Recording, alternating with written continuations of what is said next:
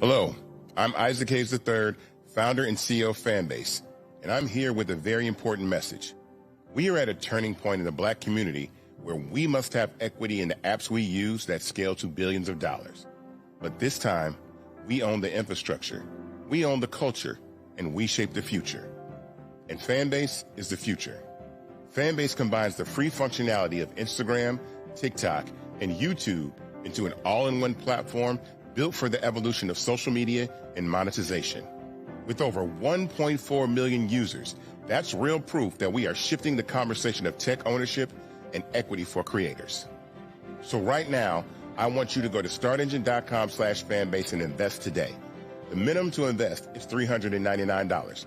That gets you 60 shares of stock in Fanbase at $665 a share. This marks a turning point in Black ownership of social media. If we don't take this opportunity to own social media right now, we will always be customers to our own creations. And that can't go on. So once again, go to startengine.com/fanbase and invest today. We must own the platforms where our voices live, our stories matter, and where our culture drives the world. Thank you. Folks, Black Star Network is here. Oh, no punching! I'm real revolutionary right now. Support this man, Black Media. He makes sure that our stories are told. Thank you for being the voice of Black America, Roland. Stay Black. I love y'all. All momentum we have now, we have to keep this going. The video looks phenomenal. See, there's a difference between Black Star Network and Black-owned media and something like CNN. You can't be Black-owned media and be scared. It's time to be smart. Bring your eyeballs home. You dig?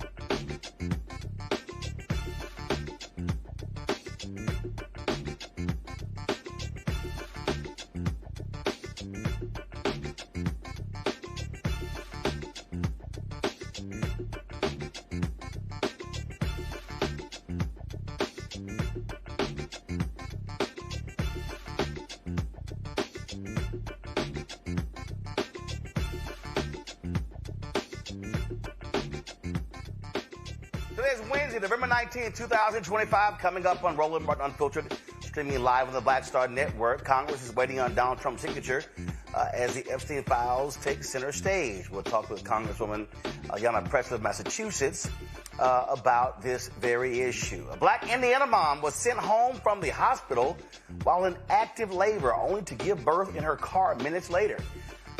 Along with her attorney, she's demanding accountability and real change. Tuskegee University has settled its federal lawsuit against the American Veterinary Medical Association, ending a major legal battle over accreditation for the nation's only HBCU vet school. We'll talk with the school's president. White nationalist Nick Fuentes is planning to infiltrate politics, and the right says, you know what, we need him on our side. I told y'all they want to appeal to racists. Oh, Lawrence B. Jones, he's got to be white. You know you got to be real dumb on Fox News, and you sit next to Ainsley Earnhardt and Brian Kilmeade. He had a meltdown. He said it was just so unfair that Donald Trump has a low approval rating. Really, Lawrence? It looked like an ass-kissing fool. Tech Talk. Isaac Hayes III will give us an update on Fanbase. We'll also talk about AI and music. Folks, it is time to bring the funk on Roland Martin Unfiltered on the Black Star Network. Let's go. He's got whatever the miss, he's on it. Whatever it is, he's got the scoop, the fact, the find. And when it breaks, he's right on time and it's rolling. Best believe he's knowing. Putting it down from sports to news to politics. With entertainment just for kicks, he's rolling. It's on go, roll, y'all. It's Roland Martin, yeah. Rolling with Roland now. He's funk, he's fresh, he's real, the best, you know he's Roland Martin now.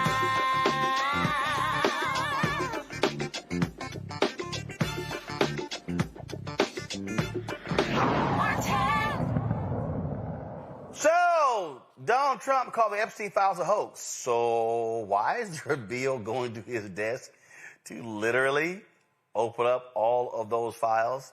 Now, you know the twice impeached, criminally convicted felon-in-chief, the con man, Donald Trump himself. He's been fighting like mad to keep those files from being made public. Well, guess what? Now you're going to have nearly 100,000 pages of documents collected by the Department of Justice during various federal investigations with regards to the drama of Jeffrey Epstein, his longtime girlfriend, Ghislaine Maxwell. You know, the one who Donald Trump moved to a minimum security prison? Yeah, the bill permits the Department of Justice to withhold personally identifiable information about victims' materials related to child sexual abuse and information deemed classified for national defense or foreign policy purposes. I'm not quite sure what Jeffrey Epstein could have been doing that falls into that category, but I'm sure Alan Dershowitz could come up with some reason to explain that. Now, what was also interesting today is that Attorney General Pam Bondi, mysteriously said there's an ongoing investigation. What the hell are these people doing? Massachusetts Congresswoman Ayanna Pressley joins us right now. Congresswoman, glad to have you back. What the hell is this woman talking about? I'm confused. First, when they came in, she said there was all this new stuff on her desk. Then she later said, well, ain't no new stuff. Now it's some new stuff. What the hell? You're on mute.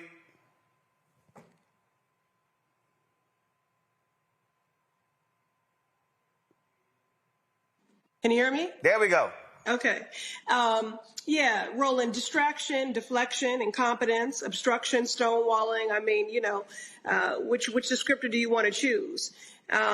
Look, the fact of the matter is, and having spent a lot of time with the survivors of Epstein's trafficking, pedophile, predator Ponzi scheme. They don't want any more investigations. We don't need any more investigations. We just need these files to be released. When I spent time with these women, they said, there's information about my life in here, crimes that were committed against me. And despite numerous FOIA requests, I've never been able to access information about what happened to me. We are the Epstein files, and we want to be released. I mean, this has derailed, permanently deferred dreams for these survivors, many of them who aspired to be dancers, artists, elected officials. And this pursuit of accountability and justice and healing has consumed their lives. It's been an institutional systemic betrayal from law enforcement for the government. We need these files released. Roland, we have no idea how far-reaching this is. Epstein has been accused of being a foreign asset. We know there are implications with banking as well. So we need these files released, and that's going to inform how we move with committees, not only in the Committee on Oversight and Reform, but there could be more work to be done on financial services. There could be more work to be done on judiciary. But for right now, this is a step in the right direction for these survivors and for any survivor who has been silenced, dismissed, or harmed. This is a victory for the survivors movement. Now, one of these right-wing groups had this undercover sting thing going where they had a DOJ official saying that they were redacting Donald Trump's and other Republicans' name from these files. Do you trust that when they are released that you're going to actually see the real information? Well, certainly using, precise language in the subpoena to ensure that we are getting the only information that we redacted would be the names of survivors. But, you know, look, Roland, what can we do? I mean, there's always going to be the threat of this administration obscuring facts and data. I mean, they are more interested in perpetuating propaganda and lies. They are more interested in distraction and deflection, obstruction and stonewalling. I mean, let's not forget, Roland, this is not some come to Jesus movement. The fact that we have had 33,000 emails released and information from the Epstein estate is not because they suddenly, you know, had a turnabout and were good-hearted. It is because their hands were forced. Their hands were forced by the procedural work of the Committee on Government Oversight and Reform, which I said, and because of the master mind of Summer Lee, chair of the Law Enforcement Subcommittee, and our ranking member, Robert Garcia, that forced a subpoena to the Department of Justice. And then a discharge petition offered by Rokana and Thomas Massey, which they stonewalled that. We could have had that signature 6 weeks ago, but because they were disenfranchising a duly elected member of Congress, Adelita Grijalva, Arizona's 7th Congressional District, they would not swear her in, which we have done in many pro forma sessions when members have been elected in a special election. And they refused to swear her in because they knew she would be the 218th signature on that discharge petition. Donald Trump has not had a come to Jesus. He don't even know Jesus. What has happened here is that he knew he was going to lose. And so he then said, I don't care, release it. And then listen to his language. He said, basically he put a caveat on what could be released. We need everything. And then what happened with Republicans in the House after they had refused to sign that discharge petition all these many weeks, then they fell in line. Because they have a fealty and loyalty to Donald Trump, not to survivors, not to the people and communities that elected them to serve. They are more worried about keeping a job than doing it. Yeah, I got a kick out of them for the longest saying, oh, this is no big deal. It's nothing. It's a hoax. But damn, they fought really hard to keep this day from coming. Well, I mean, Roland, they lie. I mean, he campaigned on affordability. He hasn't lowered any costs. He campaigned on the Epstein files and then said it was, nothing to see here, folks, So, look, this is about accountability. And, Roland, I have to be honest, as someone who's done the work of survivors justice a long time, and I do also want to credit Tarana Burke and the Me Too movement, which is survivors' name to me directly, as something that helped them to get to this moment as well, that people have said to me, why are you dedicating so much time to this? Why does this matter? It matters because there are implications of corruption and a government cover-up, and everyone should care about that. These people are powerful. They are privileged, the wealthy and the well-connected. They could have stored all of that privilege for good, Roland, and instead they chose to traffic girls. And as a survivor, I need to say this. You're seeing grown women in front of you, but when they speak, it is just beneath the surface. Sometimes you can see them regress in real time. They were children, 14 years old as young as, who were groomed, preyed upon, exploited, violated, and trafficked. Jeffrey Epstein used the high schools in Palm Beach as a hunting ground. So Jeffrey Epstein can rot in hell, and myself and our survivor community are going to make sure he has no peace while he's there. And Ghislaine Maxwell, Virginia Giuffre's brother, Virginia Giuffre is one of the survivors who took her life after 3 decades of advocacy, and he said Ghislaine Maxwell should not be at summer camp playing with puppies. So Jeffrey Epstein and Ghislaine Maxwell and their co-conspirators, they all deserve to be held accountable. So wherever, Roland, these files lead us, we need to follow. What do you make of Larry Summers? He, of course, steps down from the OpenAI board, stepping back from professional commitments. It's a lot of people who were still hanging out with him, kicking it with him after that heinous sexual, I don't know what you would even call it, sweetheart deal he got. And like it was no big deal. Yeah. Again, wherever these files take us, we need to follow, and there has to be accountability and there has to be consequences. I know he offered, some half-assed apologies for his interactions.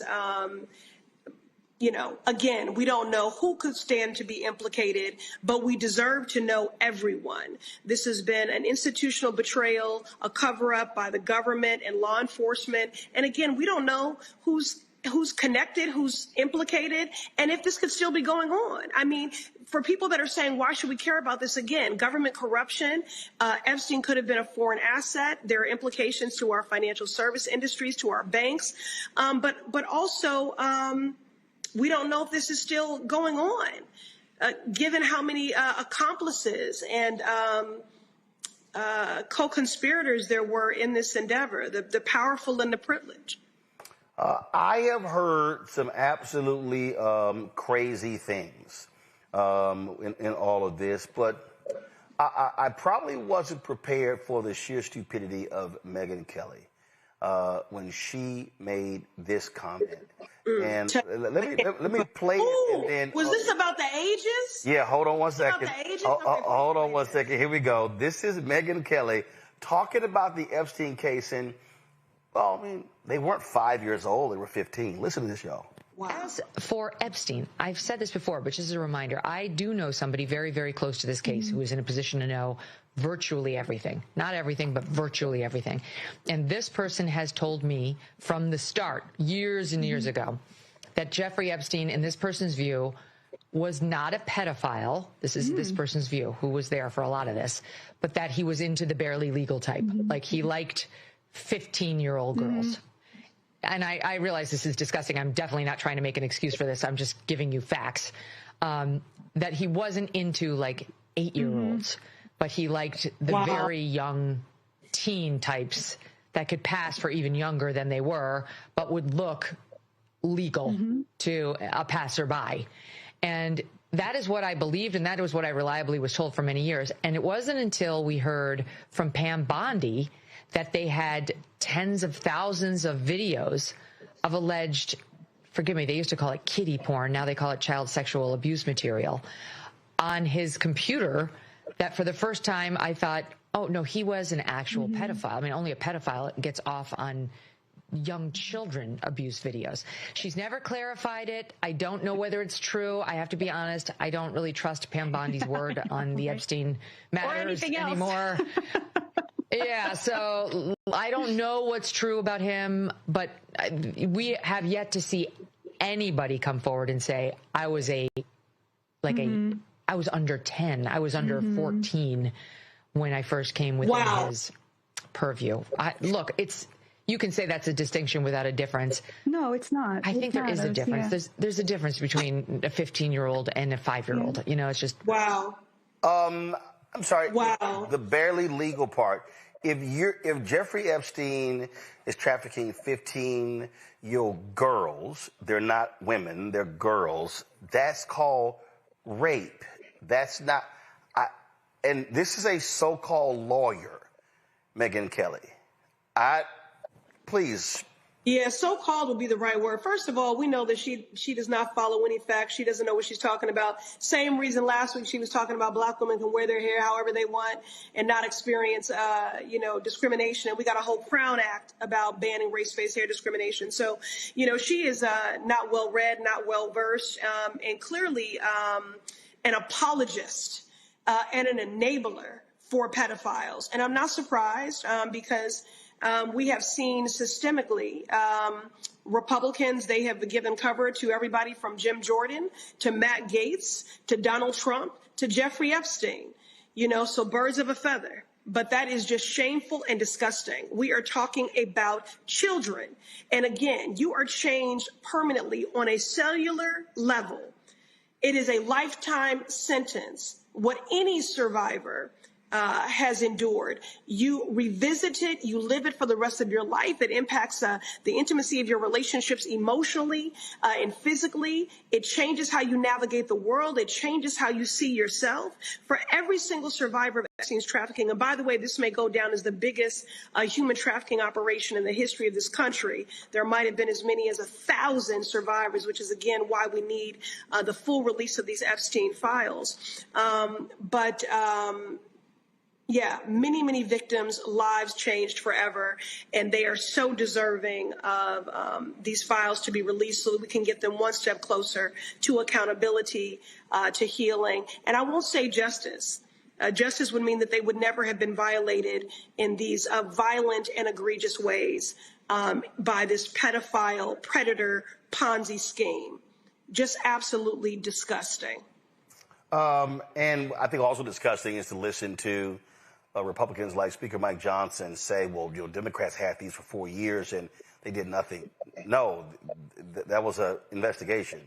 They could not be released. In fact, the papers, I mean, this is what's, again, what they will brazenly lie. And Julia Brown, who is the journalist with the Miami Herald, who has really broken this wide open, she has had to correct Mike Johnson, Stephen A. Smith, all these people who've been yelling and screaming who don't know crap. And she's like, no, they could not release the files.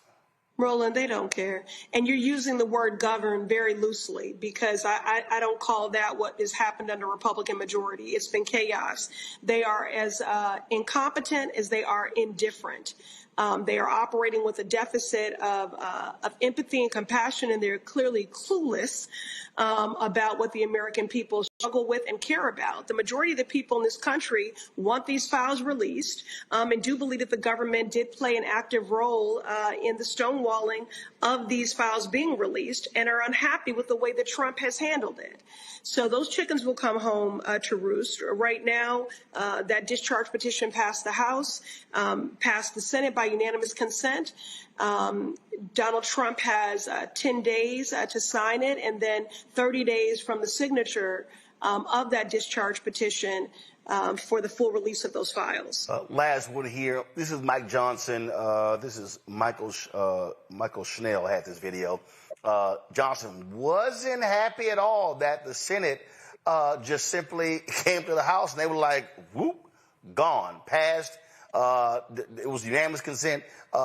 He was not too pleased. Well, listen to this. Any reaction to Leader Thune, you seeing the bill without adding amendments or changing it? I'm deeply disappointed in this outcome. I think. Wow. I'm told I've been at the state dinner. I don't know. I was just told that Chuck Schumer rushed it to the floor and put it out there preemptively. It needed amendments. Wow. I just spoke to the president about that. We'll see what happens. So do you think he may veto it? You say you spoke to the president? I'm not saying that. He's supportive of it in its current form. We both have concerns about it, so we'll see. I was standing there with the Crown Prince. We couldn't talk. Are you frustrated in the majority leader? Are you upset with the majority leader? Look at that. So, Roland, can I just say, these fake ass Christians, I don't know what else to say. I mean, just they speak with a mouthful of scriptures and carry a heart full of hate. Marian Wright Edelman said that if you don't stand for the children of the world, you don't stand for much. Shameful and disgusting. The only light that I see in this moment is that they are being fully exposed. And I hope the American people are paying attention. Yeah, I agree. All these people, they love Jesus and they all talk about righteousness and they love praying and singing and all that good stuff. But when it's time to actually show what a Christian looks like, it's amazing how they turn into, well, I don't know, heathens. Roland, I don't know. They must be reading that Trump Bible, you know, the one that he was selling that he holds upside down. Oh, can't even name one scripture. You mean the one that has 2 Corinthians? Exactly. You know what, Roland, while I got you, let me be selfish for a moment. I keep being asked about Marjorie Taylor Greene, so I want to know what you think. Here's the deal. Marjorie Taylor Greene, she crazy, but she ain't stupid. She sees what's about to go down. She sees that here's the deal. Remember, when Democrats last had control, she had no committee assignments. She had nothing. Marjorie Taylor Greene is like, come January 2027, my ass gonna be in the minority. And I am hoping the Democrats don't snatch my committees so I can be on something. She knows they're going to lose the House. She knows that they have screwed up the economy, They have kissed Trump's ass so much. So she is sitting here trying to build up as much goodwill as possible because what she does not want to do is see a repeat for 2 years where she sits on no committee, can't question anybody, and all she has left to do is just sit in her office and be on TikTok. That's what this is. To see how aggressively she is opposing them on health care, opposing them on the Epstein issue and so many issues. She sees what is coming a year from now. They are going to get mollywopped, and she's like, she wants to wear my T-shirt. We tried to tell you. Well, this is the way I see it. Myself, Representative Tlaib, Representative Omar, our pictures were used as target practice by Marjorie Taylor Greene when she was running for Congress. So I have been on the receiving end of the violence that she incites. I would say that it's not just her rhetoric that's been violent, but also the policies that she has supported. This is certainly a hostile administration. And so, look, I am a woman of faith. I believe in the capacity of everyone to evolve and to atone and to redeem themselves. And so we'll just see how she moves and how she votes. Listen, I'm real clear. I can accept somebody saying, I made a mistake, please forgive me, and all of that. Don't mean I'm inviting your ass to the house. Well, we're too liberal about who gets to come to the cookout anyway. No, hell no, not me. Listen. But anyway. I got some family members who I will tell, your ass can't come to my house. So you got to understand, you talking to the person who, when my grandmother died, when I landed in Houston, my mama said her brothers and sisters all voted for me to be the sergeant at arms at the funeral. It was my job. I am not lying. It was my job. If anybody stood up and said, I want to speak, sit your ass down. I literally stood right next to the podium, and it was kind of like, nope. You can't speak. Well, they're telling me I got to get to the next thing, brother. All right. I appreciate it. Thank you so much. Okay. Keep up the good fight. You got it. Thanks a lot. All right, folks. I'm going to go to a break. We'll be right back. Roland Martin, Unfiltered on the Black Star Network. In this country right now, you have people get up in the morning, and the only thing they can think about is how many people they can hurt, and they got the power. That's the time for mourning. For better or worse, what makes America special, it's that legal system that's supposed to protect minorities from the tyranny of the majority. We are at a point of a moral emergency. We must raise a voice of outrage. We must raise a voice of compassion. And we must raise a voice of unity. We are not in a crisis of party versus party. We are in a crisis of civilization, a human rights crisis, and a crisis of democracy itself. And guess what? You've been chosen to make sure that those that would destroy, those that would hate, don't have the final say, and they don't ultimately win. Hello, I'm Bishop T.V. Jakes, and you're watching Roland Martin, Unfiltered. All right, y'all, let's introduce my panel. Win Cooney, CEO, co-founder of Politicking out of D.C., Dr. Nyambe Carter, associate professor, School of Public Policy, University of Maryland, author of American While Black, African Americans, Immigration, and the Limits of Citizenship. Joining us from D.C., Teresa Lundy, principal and founder of TML Communications from Philadelphia. Glad to have all of y'all here. Win Cooney, I'll start with you. First of all, I just got to go ahead and just get y'all thoughts on that trifling ass Megyn Kelly for those comments. You on mute?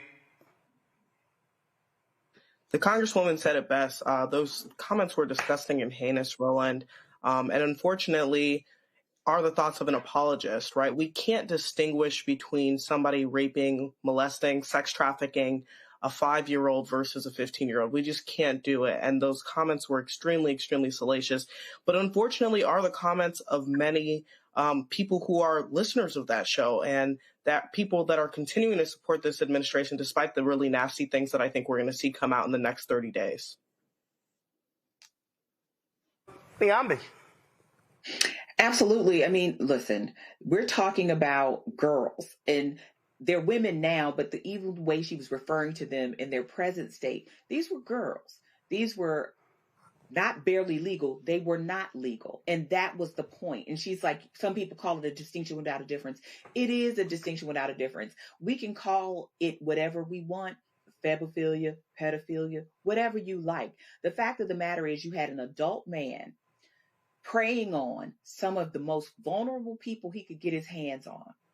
And he used a network of people to traffic these young women, to cover up their abuses, and then had a lot of people who were making it easy for him to stay out of prison and to continue to abuse and to continue to have connections and continue to use his wealth to get around this. So the fact that Megyn Kelly sits up there and defends this dead man, we know this isn't anything to do about getting the language right and everything to do about trying to offer some sort of pretext to excuse all of the men's names that we might see in these files who are likely to have had some interactions with these young girls. And I think it's important to say that, because Jeffrey Epstein is dead and gone, but these files live on, and we know that there is so much more to uncover. And so she's basically offering or trying to offer an out, but it's disgusting, it's abhorrent, it's gross,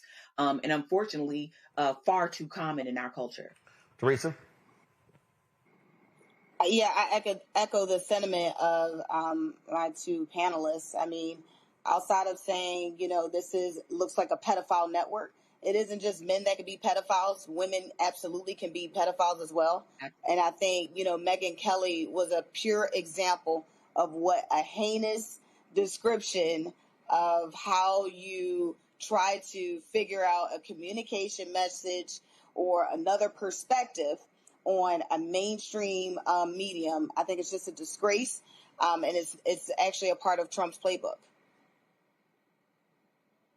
Absolutely. And so it is, again, amazing to just sit here and watch these crazy, deranged people. So now, when Cooney Trump is on the clock, the question now is he going to veto the bill, sign it, or do a pocket veto by not even responding?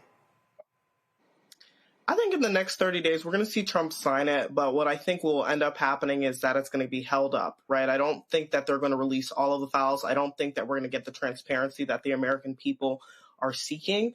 And I hope that Congress continues to hold Trump's feet to the fire in this. It's going to be really, really important that all of the people that voted to pass this Epstein transparency bill continue to hold the president accountable, if he does sign this bill moving forward, to ensure that all of the names are released, with the exception, of course, of people that were protected and the minors, etc. But all of the names must be released. All the locations must be released. Like Congresswoman Ayanna Pressley said, we have to make sure that we start to detangle this criminal network, because that's what it is. It's a network of people that have been protected by their prestige, that have been protected by their power, and we simply cannot continue to let them get away. Like you mentioned, although Jeffrey Epstein is deceased, there are so many other people that need to be held accountable and liable for their crimes. Ghislaine Maxwell is one of them. She's not getting held accountable enough, in my personal opinion, but there are others that we need to continue to see prosecuted for their crimes against young women, for their crimes against, the entire United States. And really, we have to continue to push these things forward. We have to make sure that they're held accountable, and we have to make sure that accountability is set out. Niambi. Mm-hmm. Absolutely. I mean, I think Trump knows he does not have a veto proof majority here. Like he's going to get, if he vetoes it, they're just going to push it back through. So I think he will sign it, but I have to agree with Cooney. He's going to slow walk it. He's going to hope we forget. He's going to hope it gets lost in the holiday season. People like to sometimes let things out like right around the holidays when people are busy, when people are celebrating and not paying as much attention. But I think at this point, by continuing to stonewall, he's actually piqued people's interest. So people who normally wouldn't go in for things like this are now all of a sudden going to be paying attention. So I don't think Donald Trump has any way way to get out of this. And it's funny, like his undoing has really been his own making. He made a lot of hay about these Epstein files in 2024 when he was running. And now here we are, and he actually has the power to release. He's still trying not to, but clearly his party has turned on him. And I don't think there's any coming back for him on this night. Teresa. Trump has proven time and time again that he is going to go back on his word. Either he's going to be honest if he feels like it, or he's going to be a denier.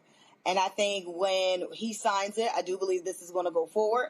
I don't believe any more stalling is going to happen on his end. He said, release the files. That's what he said on True Social, his platform.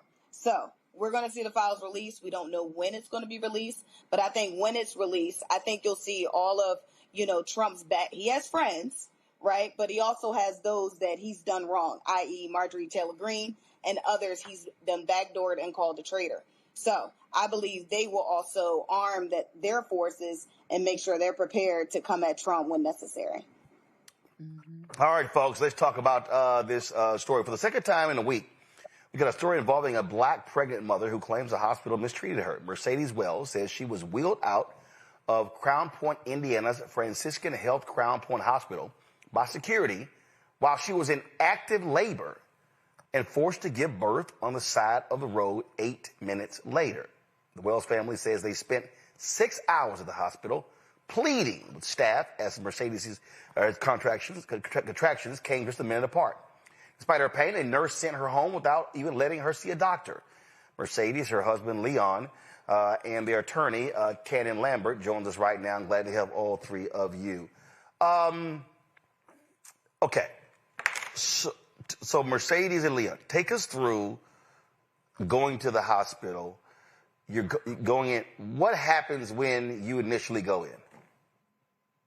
When we get there, we're put in a triage room. I'm going through labor. My contractions are hitting me. I'm squeezing my mom's hand, what she said, so hard that it felt like her hand was going to break, literally. The nurse comes in and she says, okay, I'm going to check you. She checks me. She says I'm only 3 centimeters, so she wanted to wait for 2 hours and come back and check me again. I began walking through the halls, and everyone on staff sees me in agony and pain. They see that I'm in active labor. So they see it, and all of a sudden, okay, so what then happens? I mean, no one's coming to your aid? No nurse, no doctor? Are y'all yelling, saying, can we see a doctor? Can we see somebody? She is clearly about to have this baby. Yeah. The nurse said that I wasn't in active labor. And the doctor never came into my room. I never heard from a doctor, not one time. And y'all were in the hospital 6 hours? Yes. 6 hours, not one time a doctor comes in? No. She told me the doctor's order said I had to be discharged. Wait. The nurse said the doctor's orders were for you to be discharged, but the doctor never saw you. Exactly. Cannon, what the hell? You're right to ask that question. You put your finger directly on the issue. The unbelievable circumstances of this situation are these. They let a woman who was in active labor, leave their hospital when they never allowed her to be seen and examined by a doctor. And yet they used that as the excuse for why she was discharged. And by the way, she was discharged and accompanied by security. Now, you explain to me why that is. Wow. Yeah. I mean, the reality of this is very simple, right? We should be able to agree. We should be able to agree that a pregnant woman who is in active labor should be seen by a doctor. We should be able to agree that a pregnant woman who is in active labor and that is a season, she got 3 children beforehand, so she knows what her body is telling her, that before you discharge her, that at the very least, a doctor should be in a position to determine whether or not that's necessary. You shouldn't be making decisions based on someone's economic position or their ethnic position as to whether or not you're going to discharge somebody. You should be instead rendering care, and we don't know that happened here. We don't think that it did. So okay, so security escorts y'all out. Yes. You get in the car. Leon, what happens? So as I'm driving, we're about 8 minutes away. We're actually about 5 minutes away at the time when my wife said she had to push 5-6 minutes away at the time. As she said, she had to push 8 minutes in. I see my baby's head coming out of my wife. You have to pull my pants down. I pull the pants down, start pulling her pants. She's like, babe, help me pull my pants down. I have to push. And I literally see my baby's head. Call 911. I'm like so afraid. Like, man, I don't know what to do. You know, I'm not a doctor. You know, I don't have any type of medical experience. I don't know what to do. So I literally pulled over and saw, you know, like my baby's head when I called 911. And I literally, you know, helped pull my baby out. And yeah, it was this, you know, so it was definitely go ahead. I'm sorry. No, go ahead. It was definitely a scary moment, man. I just definitely didn't. I didn't know what to do, but I take it you were afraid that if you do something wrong, that could jeopardize the health of your baby. And my wife. Okay, yep. So you called 911. So did the ambulance arrive after you delivered the baby? I did not stop for the ambulance. So they told me, you know, I called 911. I'm like, what should I do? They're like, wait for the ambulance. I said, I can't wait for the ambulance. My baby's head is right here. I can't wait. And I was afraid that if we did wait, they was going to take us back to the same hospital that this mistreated us. That was my fear. So I had to drive 30 minutes to the nearest hospital to get seen. Wait, so when you called 911, were they coaching you through? They ain't say nothing. Wait, stop. You're on the phone with 911. You're not a doctor. You said, I can see my baby's head. So. Blank. Wait on it, sir. Pull over. Wait on a ambulance. I say, ma'am, my baby's head is coming out of my wife. What should I do? And I kind of lost it at the time, but I had to catch myself. And she like, just pull over the ambulance and assist you. I say, ma'am, I can't wait. I can't wait. I see my baby's head. And my wife's like, I got to push. And when she, you know, I literally had to put my finger between my baby's head and kind of pull it out at the same time. And luckily nothing happened to my wife or my baby. That is shocking, stunning. So okay. Y'all have had children before, so Mercedes is not like this wasn't your first rodeo. But your baby gets delivered. Did you have to cut the umbilical cord? Did you leave it attached? You did. You left it. Yeah, we left it attached till we got to the hospital. You left it attached. Now you got to get behind the wheel. You drive to another hospital 30 minutes away? Mm-hmm. All right. When you roll up to the hospital, what did they say and do? They was love. It was all love. I called the ambulance, 911 again. I told them, I said, listen, we on our way. I'm driving. I'm getting off on Calumet exit. I'll be getting off. I'll be at the hospital in 5 minutes. And he alerted. He was like, okay, I'll alert the new hospital. And they alerted him, and it was literally 20 people, 15, 20 people that's sitting out there waiting on us with blankets and, you know, towels and a stretcher. You know, they came out there and they helped assist us, and they greeted us with love and the respect that we deserved. First of all, Mercedes, how's your child? She's doing well. Yeah, she's safe. She's safe. Cannon, there are absolutely no words. So have you heard from the hospital? Have you heard from anybody? So we've been asking publicly for an opportunity to meet with the administration at the hospital, because I'm trying to figure out whether or not they believe somehow that their policies and procedures, their protocols that are in place would allow for something like this to happen. You have to imagine that they don't. We want to talk to them about why this happened, how this happened, and what they've done about it so far. They have told us that they have internal investigations that they're engaging in, and that through HIPAA, they also don't want to violate HIPAA. Well, we don't concern ourselves with HIPAA. We want to talk to them. Wait. See, that's the same crap they said in Dallas. HIPAA, right.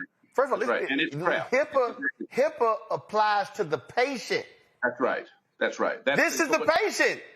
And that's the point, right? I mean, Roland, you have it directly on. And I know you know about this. You know about the fact that infant mortality rates are more than three times higher in the Black community. Black women are more subjected to adverse consequences in birth than are any other group of women.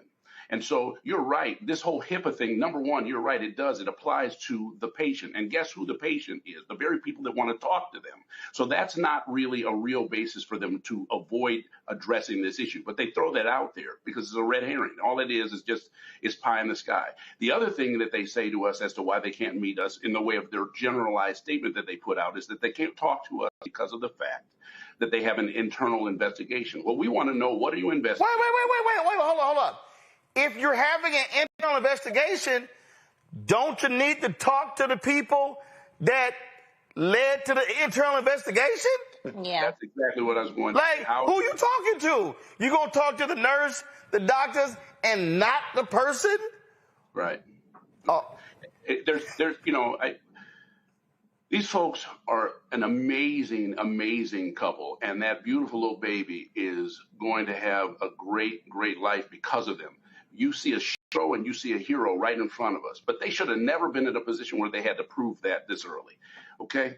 The bottom line is that there is no way in the world that a woman that is having contractions 1 minute apart should be discharged from a hospital and told that she's not in active labor. And so we want to talk to them and find out how it is that somehow is okay. We still to this day don't know whether or not the woman who was responsible for this, the nurse, whether or not she's still employed there or not. She should be discharged. She should be fired, period. That's something that instead of sending out that generalized statement that they sent out 2 days ago, that's instead what they should be letting us know. And they should let us sit and talk with them, because otherwise they put us in a position where we have no choice but to file suit. And we're not looking to try and bully anybody, but at the same time, we are certainly looking to hold people accountable.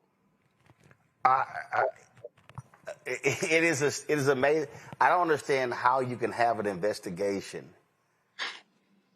if you don't hear from the party that was hurt by this to get their side. And then once you hear from Leon and Mercedes, you then can compare to what the nurse and the doctor, and then you can pull videotapes, because cameras are all in these hospitals, and then you can pull records, and the records, if Mercedes and Leon says we never saw a doctor, then all of a sudden you pull medical reports and say, whoa, there's no doctor's name on here. But you kind of got to hit. Wow. And see, Roland, the reality of it is that when I look at, like I said, when I look at what Leon is doing right now, when he's been asking people for assistance, we have an ask right now.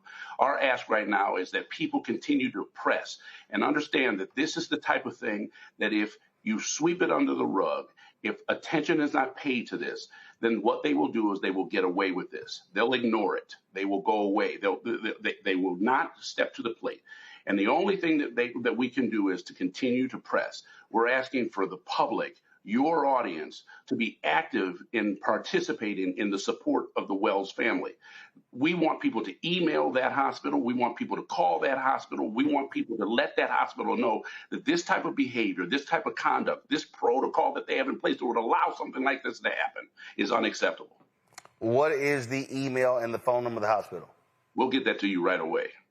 Yeah, give it, because I want to be able to. First of all, what's Franciscan Hospital, and they're in Crown Point, Indiana. And I know what's the name of the hospital?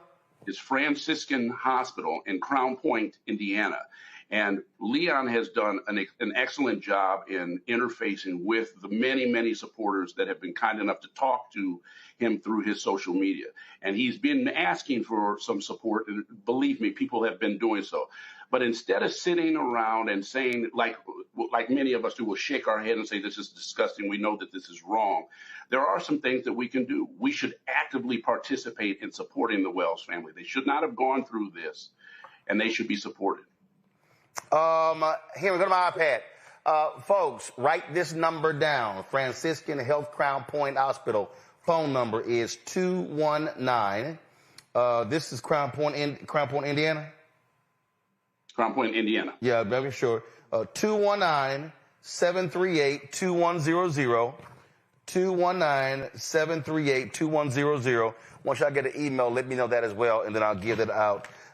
First of all, we're happy to hear. Mercedes and Leon, what's the name of your child? Alina. Elena? Alina. All right, then. Well, yeah, we don't need a picture of Elena. She right there on the video. The baby right there. So first of all, congratulations. First of all, thank God she's healthy. Thank goodness. Both of you are okay. That was still a traumatic experience. And listen, I've dealt with Cannon on many other cases, and so y'all are in good hands. And y'all be sure to give them hell, and Cannon, keep us abreast and updated on what happens next. Amen. Thank you. Thank you, Ron. All right, then. Thank you very much. Niambi, I'm going to go to you. The point that Cannon made, we've covered on this story many times. The fact that black women die 3 times higher rate than white women in childbirth. And it ain't got to do with money. Serena Williams, when she was having her child, I mean, she had to damn near cuss out the hospital. And here she married to a white billionaire. She got $2, $3, $4, $500 million herself. So this is not an issue of class or money. It literally is a matter of black and white. Absolutely. And when people don't see you as fully human, they don't see your pain, your very real needs as urgent, and they treat them as optional, you get things like this. And thank God that the Wells family and their baby are safe, and the same for the woman in Dallas. But how many of these cases that we don't see? How many people don't have the luxury of video or social media, and we don't know their faces now? We don't know their names and where these things happen. And we know the difference maker in many of these cases is having Black OBGYNs, Black nurses who actually take women seriously. The fact that someone could look at this woman with tears in her eyes, even if you didn't believe that she was in, quote, active labor with 1-minute contractions, you didn't even take a second look.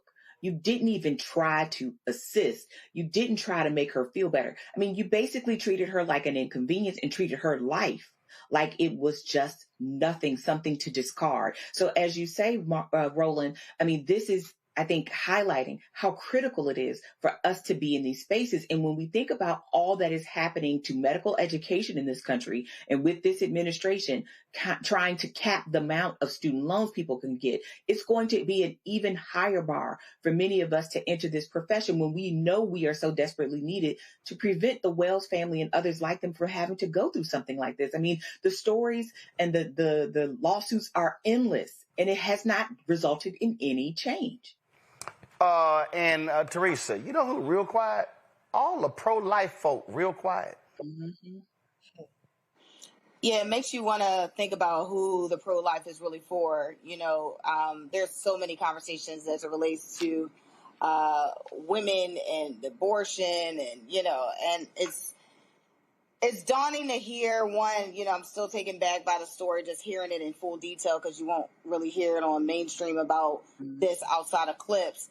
But, you know, I'm glad they were on this platform telling this story, because as we can see, there are more stories that are happening. There are more bills that are passing locally, but of course nationally. But I think we really need to start addressing not just the accountability of the hospitals, but of the workers. So, like, really, you know, I think that woman, I read an article that had to say that she was part of a union. So we really need to start holding them accountable as well, because, you know, there could be backlash on the employees, but we also have to start looking at some of these employees who work for these unions and making sure they're being held accountable. Because she could be fired, but she also could be put back on because of the way her union contract is.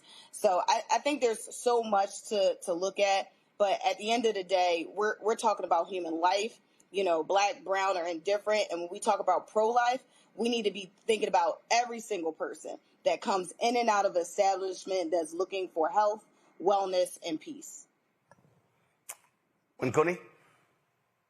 Like Teresa said, I'm absolutely stunned. One thing that I didn't know about the story before we heard from the Wells family is that they were escorted out. Roland, that means they were put out of the hospital. I mean, I'm sure that this woman was in fear of her life at that point. You know, she was actively in labor being put out of a hospital. I can't imagine how that would have felt, but I want us to dig more into the statistics that we were talking about. We know that the Black mortality rate is 3 times higher, but let's compare it against white women. They're only facing 14.5 deaths per 100,000 live deaths, whereas for Black women, that's 50 deaths per 100,000 live deaths. That's scary. That's scary, and that's something that's happening right here in the United States, the best healthcare system in the world. I mean, honestly, we can't continue to see this unconscionable miscarriage of justice when it comes to Black women. I thank God that this woman had a husband that was able to be there and advocate on her behalf. But I think about all of the single Black women that walk into hospitals every day that don't have a partner, that don't have an advocate, that don't have anybody with them, that don't have anybody there to drive them to the next hospital that's 30 minutes away. It's unconscionable. We cannot continue to allow this to happen. Hell, I think about the brothers who ain't never had a kid before, and they had 2 previous ones. Imagine if you ain't never had a kid, you like, I don't know what the hell is going on. Look, Leon had to be scared to death, Mercedes scared to death, and again, anything could have happened. Imagine if that umbilical cord was tied around that child's neck. Mm-hmm. I mean, anything could have happened in that situation. Listen, I hope they sue the hell out of this hospital. I mean, light Franciscan health ass up. Y'all, here's the phone number again. 219-738-2100. 219-738-2100. I want y'all to blow their phone lines up. I want them, listen, and listen, y'all, let them know. Matter of fact, let's find who the hospital administrator. They got their information on here. Find a provider, condition, service, patient resources. Because I mean, they need to hear from folk, because this makes absolutely no sense on here. They got services. Yeah, they ain't got none of their people on here. Don't worry about it. We're gonna find out who the hospital administrator is, and we're gonna let y'all know how to hit them up, because they need to hear from the community. Because this is just absolutely shameful, what took place to that family. All right, y'all, we come back. Tuskegee was battling the federal government over, battling an organization over their vet school. We'll talk to the president up next. Also, why Lawrence B. Jones got to be so stupid on Fox News? I mean, you already got a bad haircut, but now we got to deal with his stupidity, complaining about Trump's approval rating dropping to 38%. So y'all know we're going to talk about his little meltdown on the network. So it's a lot we're going to talk about. And also, a Muslim in Dearborn, Michigan, is now crying because the right wing is attacking all the Muslims in Dearborn, Michigan. But that's your people. You voted with Trump. Thoughts and prayers? Also, Nick Fuentes, racist, anti-Semite, misogynist. Trump loves him. So does the right. We're going to show you how the Republican Party loves them some good old-fashioned racists. You're watching Roland Martin Unfiltered on the Black Star Network. Support the work that we do. Join our Bring the Funk fan club. Our goal is to get 20,000 of our fans contributing on average $50 each a year. That comes out to $4.19 a month, 13 cents a day. You get to support all these shows. My show, The Other Side of Change, The Black Table, of course, A Balanced Living. We got a health show coming down the pipeline. We're working on a new daily news show. A lot of things are happening. Your support is critical to us being able to expand what we do on the network. And so if you want to give via Cash App, use the Stripe QR code. You see it right here, bottom left-hand corner. Use that for credit cards as well. PayPal is R Martin Unfiltered, Venmo RM Unfiltered, Zelle, Roland at RolandSMartin.com, Roland at RolandMartinUnfiltered.com. Also, checks and money order. Make it payable to Roland Martin Unfiltered, P.O. Box 57196, Washington, D.C., 20037-0196. Back in a moment. Said the quiet part out loud. Black votes are a threat, so they erased them. After the Supreme Court gutted the Voting Rights Act in 2013, Republican legislatures moved fast. New voter ID laws, polling place shutdowns, purges of black voters from the rolls. Trump's Justice Department didn't stop it. They joined in. In 2018, his DOJ backed Ohio's voter purge system, a scheme that disproportionately erased black voters.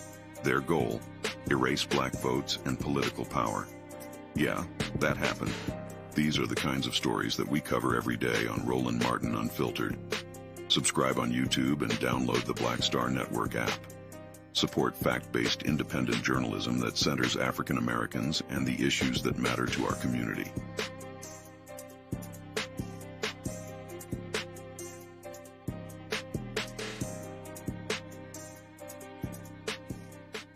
It's your boy Earthquake, giving Roland Martin something to do, because he don't know what to do. He from Texas. Ain't his fault.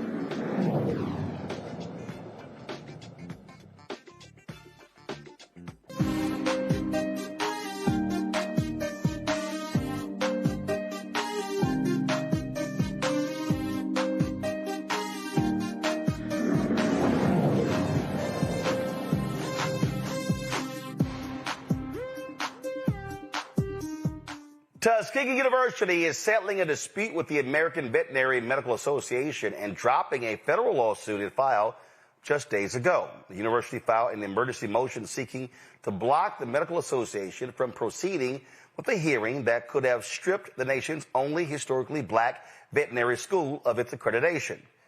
Tuskegee University President Dr. Mark Brown joins us right now. Doc, glad to have you on the show. So first of all, what the hell is going on? How did we get to this point? Hey, thanks a lot, Roland, for giving us some time. So Tuskegee, as you said, is has the only veterinary school, College of Veterinary Medicine, of any of our historically black colleges and universities. We've been accredited and doing this since 1945. Back in 2021, we had a review by the American Veterinary Association, and they found some concerns, and we have since addressed those concerns. That was 4 years ago. We have not had a visit by them since 2021. And so you can imagine that as we had gone through the process, we were concerned, to say the least, when we were scheduled for a hearing in December on our accreditation, when all of the data and all the statistics said that we had made the improvements that they suggested. And so after trying dialogue for quite some time, we had no choice but to file a federal lawsuit in the state of Alabama that said, please follow your own rules, allow due process, and look at the data that we have that says we are now a very valid and continue to be, as we have for the last 80 years, College of Veterinary Medicine. Okay, here's what I understand. They had not been on the campus in 4 years?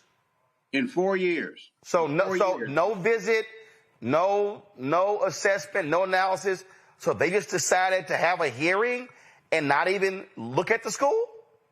So we provided reports. We're not sure that they looked at those reports, but we provided them. But they had not made a physical visit since 2021. And as you know, financial things and a lot of things can change in 4 years, and a lot of things had changed.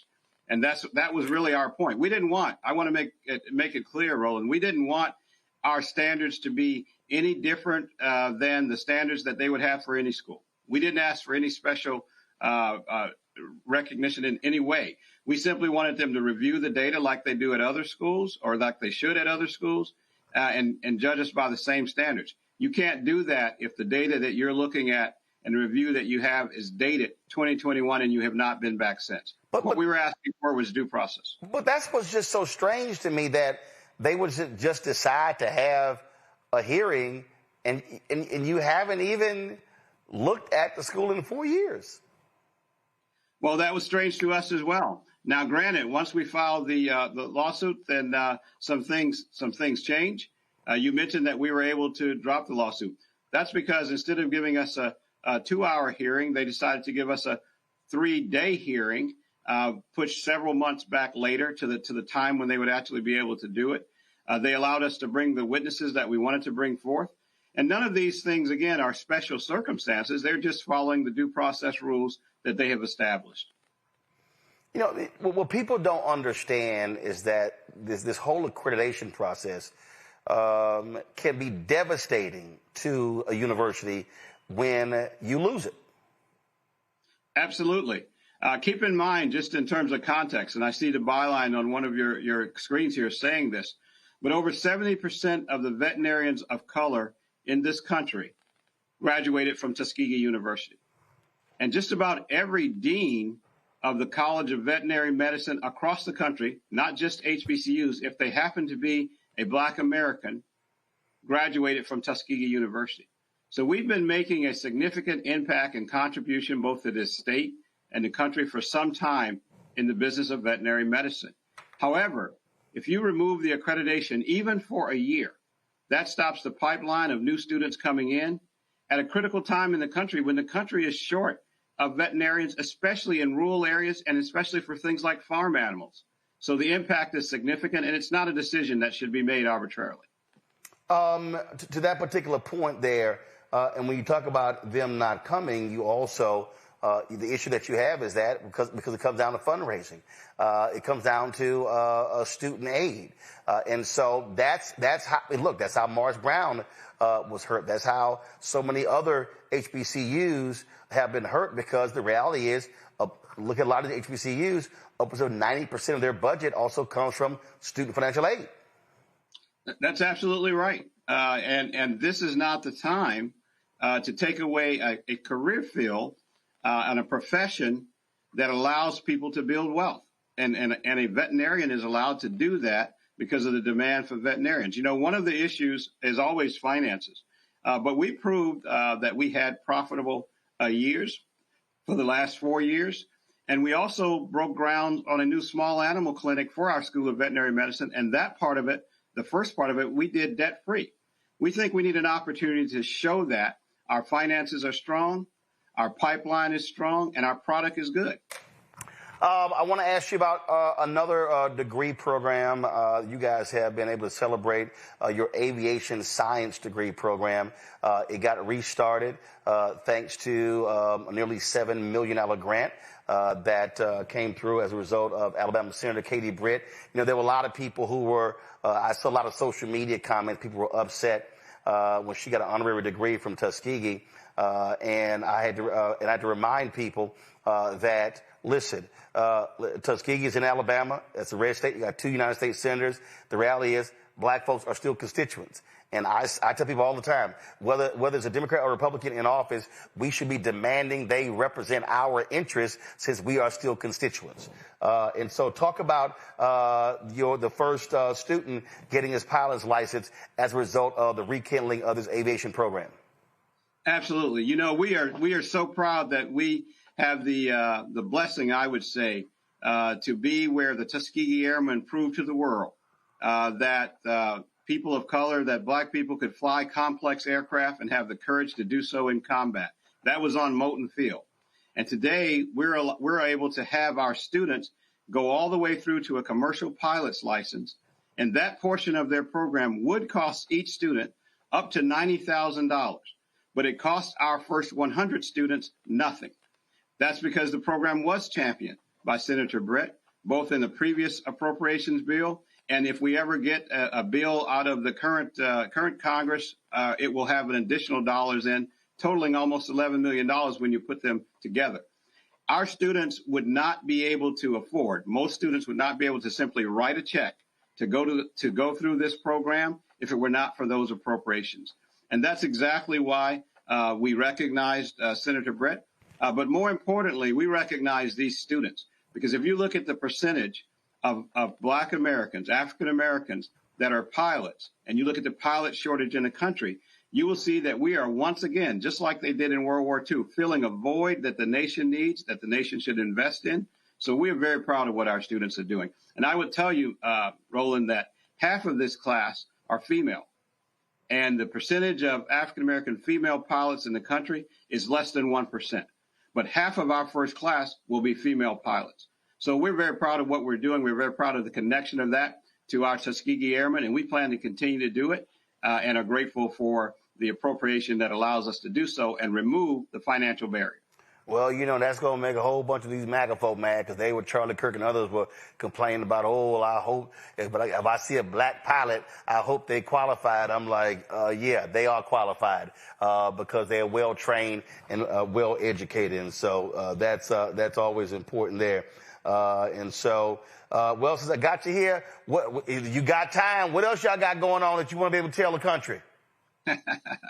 Well, you know, I will tell you this, Roland, and I know I'm telling you as a fellow HBCU graduate that, you know, the return on investment for an investment in an historically black college and university is significant. We are a firm science, technology, engineering, and mathematics school. We also focus on the liberal arts, chemical engineering, aerospace engineering, architectural design, agricultural. We are doing the kinds of things that I think everybody should be proud of. And I'll give you an example that many may not realize. We are working very hard on cancer research, building a new almost $13 million genomics cancer research center that looks at the relationship between genes and cancer. We're using it with samples from the Black Belt, where some of these cancers are probably the most problematic in the country. Those are the kinds of things that Tuskegee students and Tuskegee faculty do each and every day. And I like to say that we solve the world's most complex problems. We work on the kinds of things that people care about, be that the shortage in veterinarians, the need for aviators, the importance of agriculture, or cancer research. That's the kind of things that are happening on this historically black college and university. And I know it's happening across the country at these schools. All right, then. Well, Doc, I did not graduate from the HBCU, but I'm a Texas A&M graduate, but I've actually done, let's see, at 107, I've actually visited, spoken at, broadcast my show from 58 of the nation's 107 HBCUs, including Tuskegee. I was there, and I was ribbing one of your graduates, Randy, who was on our show. Randy Bryant, she's a Tuskegee grad, and she gets mad at me because I have never worn any Tuskegee gear on my show. I only wear HBCU gear places I've been to, and I said when I went there, Tuskegee didn't hook a brother up. So the only reason. All right. So the only reason I'm ready to fix that. I'm just letting you know. I got a whole closet over here, Doc, of HBCU stuff, and I'll tell you what. I got three things, and we'll have them in the mail real soon. One of them will say Tuskegee University. Another one will say Tuskegee Airmen. And then there'll be a nice hat that says Alpha Man. I can send that to you. I want to see all three of that on the show. I got you. So I'll tell them. So like a crew neck, whatever, I wear it in the winter. A T-shirt, I wear it in the summer. That way, because I wear stuff all the time. So that's how we recognize HBCUs. We appreciate you joining us for the HBCU Connect segment. That's absolutely great news with the vet school. And if folks want to get more information on Tuskegee, where do they go? Tuskegee.edu. We've got a $300 million comprehensive capital campaign. Go out there and then contribute to schools like this because we make a difference. All right. Dr. Mark Brown, I certainly appreciate it. Thanks a lot. Thank you. All right, folks. Got to go to a break. We'll be right back. Roland Martin Unfiltered on the Black Star Network. Thank you. Bye. Other side of change. Book bans, anti-intellectualism, and Trump's continued war on wisdom. This is a coordinated backlash to progress. At the end of the day, conservatives realized that they couldn't win a debate on facts. They started using our language against us, right? Remember when we were all woke and the woke movement and all that kind of stuff? Now everything is anti-woke, right? When we were talking about including diversity, equity, inclusion, higher education, now it's anti-DEI. All this are efforts to suppress the truth because truth empowers people. You're watching The Other Side of Change only on the Black Star Network.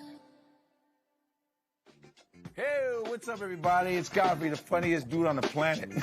And you're watching Roland Martin Unfiltered.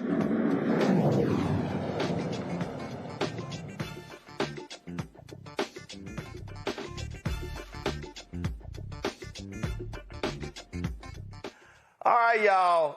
You know it's rough. Fox News, y'all, they not happy. Because even according to their own poll, Donald Trump's approval rating is at 38%. And now you know Fox News is nothing but the propaganda arm of the Republican National Committee and the Republican Party. And they going to kiss that Trump ass as much as they can. And boy, it was so disheartening. It was so sad. I think he was also moved to tears when poor Lil Lawrence B. Jones, sitting next to airhead Ainsley Earnhardt and airhead Brian Kilmeade, he was apoplectic. He just could not understand how dare Americans give their views. How dare Americans could weigh in and not conclude that Donald Trump is the greatest person ever in the history of mankind to occupy any presidential office. He just could not understand. Watch this. I'm not going to tell the American people how to feel because I think Joe Biden made that mistake of saying, hey, it's transitory, you're not feeling it. But it has only been 9 months. And the bill, the big, beautiful bill, has not, it was passed, but it's not been implemented just yet. There's still some time for that. So he's giving people, and then when it comes to some of the energy policy, all of that has not been implemented just yet. So I'm not saying hold on a little bit, but I am saying it's kind of unfair. Right. When someone has been in there 9 months to put it all on them. Right. Basically, the American people are going to decide when they go shopping who's got the better plan come midterms. Right. And everything is on the line. It's really whether the president's going to have 4 packed years of successes or 2, and then a struggle in the next 2 if the Democrats get control of the House. Oh my God. It's unfair. It's been 9 months. Wait, Lawrence. Did he not say, day 1, war's over. Day 1, price is down. Didn't he declare, only I can fix these things and change these things? And it's only been 9 months. I'm sorry. I don't recall Lawrence ever saying, hey, right wing, take it easy. The Inflationary Reduction Act has not fully been implemented. I don't recall Lawrence Jones saying, hey, guys, calm down on the right. That infrastructure bill that Biden got passed that Donald Trump couldn't even put one on the table for 4 years. Remember Infrastructure Week, after Infrastructure Week, after Infrastructure Week. I don't recall Lawrence B. Jones on Fox News saying, hey, it hasn't been fully implemented. So I don't want to tell the American people how they should feel. Then I'm going to come back and say, how dare you ingrates be upset after just 9 months? Well, Lawrence, forgive me, Lawrence, because this is the Fox poll. This is the Fox News poll. You know, Lawrence, the one that pays you. The overall job performance of Trump, 41. He's underwater. They love him with border security. Immigration, 46% underwater. Foreign policy, 43% underwater. The economy, 38% underwater. Tariffs are even worse, 35 underwater. Healthcare, even worse, 34 underwater. 34 approve, 64% disapprove on healthcare. Tariffs, 63% disapprove, 35% approve. The economy, 61% approve, 38% disapprove. In fact,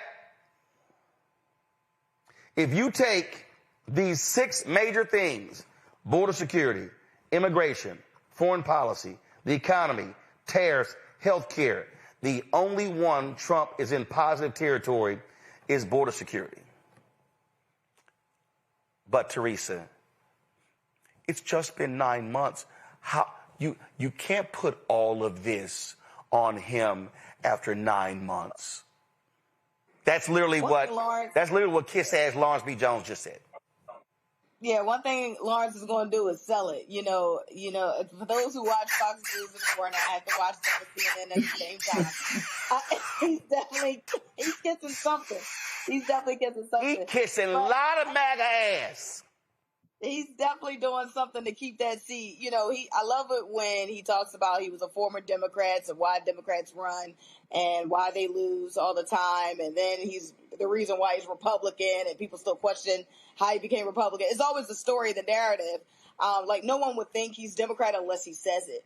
But I think, you know, the 2 things that I saw in that poll, especially Fox News poll out of all polls, is that border security and immigration were neck and neck. You know, just a few percentage pointage split between each other. And I think the reason why is because you have these advertising commercials going widespread with Kristi Noem. You know, she's riding horseback, talking about, you know, Ice Barbie.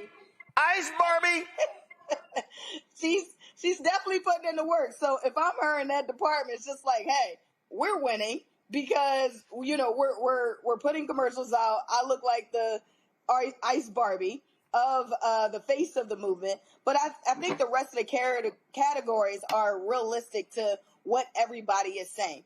Healthcare is down. He's not making RFK is not making strides. The Agriculture Department not making strides. And so, you know, I think if it was switched and we actually had a Democratic president, we would actually see that in 3 months, oh, you're not doing enough, right? And so, you know, I think the commentary is just, one, a bit hilarious, but a bit on the naivety. It's either you believe your audience and what they're telling you and you're willing to fix it, or you're still just a talking head that we're paying you for and you're not telling the truth. When Kui, I got some, Lawrence, I got some extra chapstick. I got some extra. It's a new one, too. Because the amount of ass that you are kissing, your lips are going to be chapped for a long time.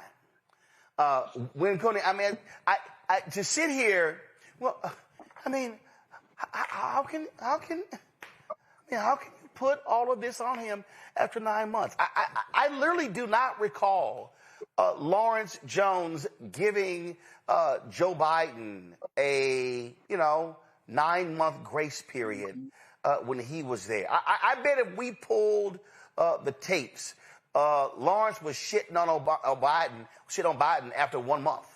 You know, but this shows you the level of ass kissing of the help on Fox News. It shows you how right-wing Fox News is, how they are not fair and balanced. They don't give a damn about news. They are there to kiss as much Trump ass as possible. In that case, they've succeeded. Bravo. I've always asked myself, where does Fox News find its black people? Do they grow them on a farm or is it AI? Because honestly, he is one of the best tap dancers I've ever seen. I want to know, Roland, when have candidates not been judged on their first 100 days in office? Yeah, we ain't even say 100. This is 9 months. I mean, it's 9 months. Polls are taken over and over and over. We're still getting complaints after 9 months. This tradition of the first 100 days even was started with Franklin Delano Roosevelt, right? This is back in 1933. This is a historical tradition. So now we're not even talking about the first 100 days. We're talking about 9 months in, and we're still getting complaints. Again, I think that we have to be more reasonable, but this is really why it's so important that channels like this exist, Roland, that networks like this exist, because we see people on Fox News placate day after day after day to Donald Trump and his cronies. And at this point, I can't understand how the American people still feel comfortable ingesting that type of information. Facts are the facts. We have to constantly measure presidents against a barometer, against key performance metrics. If we're not doing that, how are we supposed to see if they're being successful or not? Now we have someone who's telling us that 9 months in, we can't take an assessment of how the president's doing. So he can continue to fail the course without any assessments moving forward. What we just saw with the government Trump down is a direct result of the Trump administration. What we're going to continue to see in the next 3 years is going to be a direct result of the Trump administration. So we have to continue to survey. We have to continue to use our key performance indexes, because it's the only way we're going to be able to keep Donald Trump accountable. Here's what's hilarious, Niambi. Here, we go to my iPad. This is literally Biden's poll numbers. Mm-hmm. January, 51.7. It went up to 54.8. And then it began to fall. And then it was constant polling. 49.3, 47.1, 44.9. When we got around to this same period in 2021, 42.5. I guarantee you that if we went into the archives of Fox News, we will hear Lawrence B. Jones, Brian Kilmeade, Angela Earhart, Sean Hannity, Laura Ingraham, just trashing Biden for low poll numbers. But Lawrence, it's been 9 months. What's wrong with y'all? You can't put everything on him. Oh, we can't. That's what y'all did to Biden. That's what y'all did to Obama. That's what y'all did to Clinton. Really?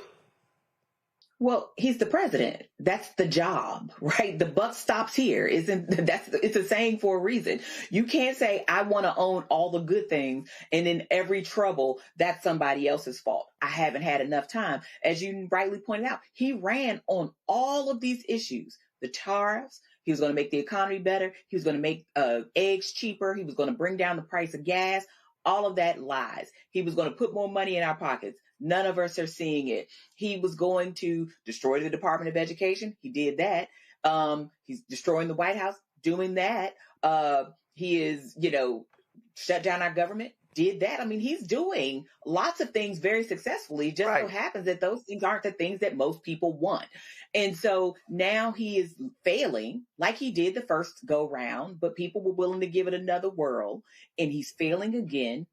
And now everybody wants to come to his aid. This man has campaigned on doing everything at warp speed, whether it was curing COVID or he was going to get us out of these skirmishes in the Middle East. He was going to do all the things. And he's failed at each one. And nobody wants to say that. Now everybody wants to offer this man who is clearly suffering in this job or failing in this job all the outs. And these were the words that he said. This is what he campaigned on. And if we can't hold you accountable for the words that come out of your mouth, what are we supposed to do? Here's the deal. Trump said the problem with the poll numbers is because they keep polling stupid people. Listen. So my poll numbers just went down, but with smart people, they've gone way up. They've gone way up. And I mean that. So for those of you, let me show you what he is. So he'll sit here and he'll make jokes and he'll do all of these different things. But the bottom line is, and again, Fox News, they don't know what to do. They just so apoplectic. Here's Fox Business. They're just kind of like, what the hell's going on? A new Reuters poll shows President Trump's approval rating falling to its lowest level.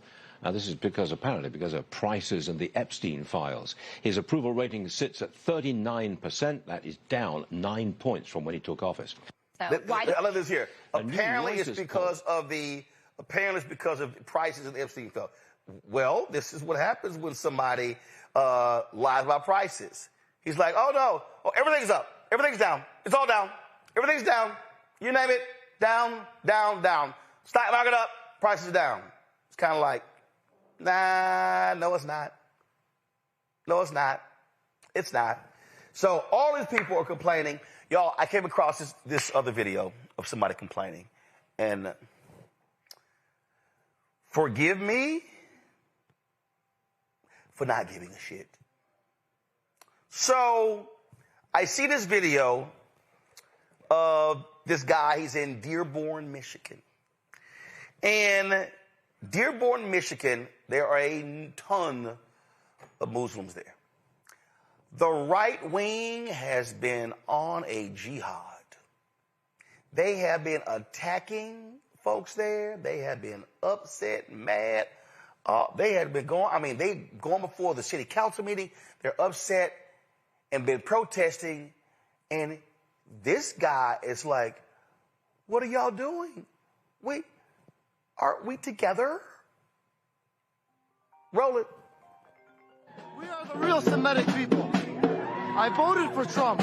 I made the whole community vote for Trump. We're all Democrats here. Remember that. I made the community vote for Trump. And now look what you guys do. Whoever's the biggest Zionist caused this. Very simple. Okay? And Jews are not Zionists. Zionists can be anybody. There's Muslim Zionists. There's Christian Zionists. They're not real. They're not from the bloodlines of any prophet.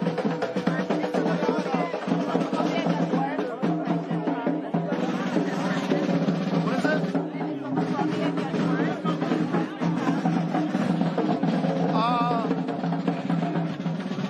The more you try to make Islam bad, the more these people are going to become Muslims. Sorry. So let me get this right. You idiots voted for Trump because of what's happening between Israel and Gaza. So y'all said we gonna penalize Kamala. Now you in your feelings because the crazy deranged right-wingers who never liked y'all, who don't want y'all here, who slap all of y'all with Sharia law, now they are protesting in Dearborn, Michigan. And you want us to care?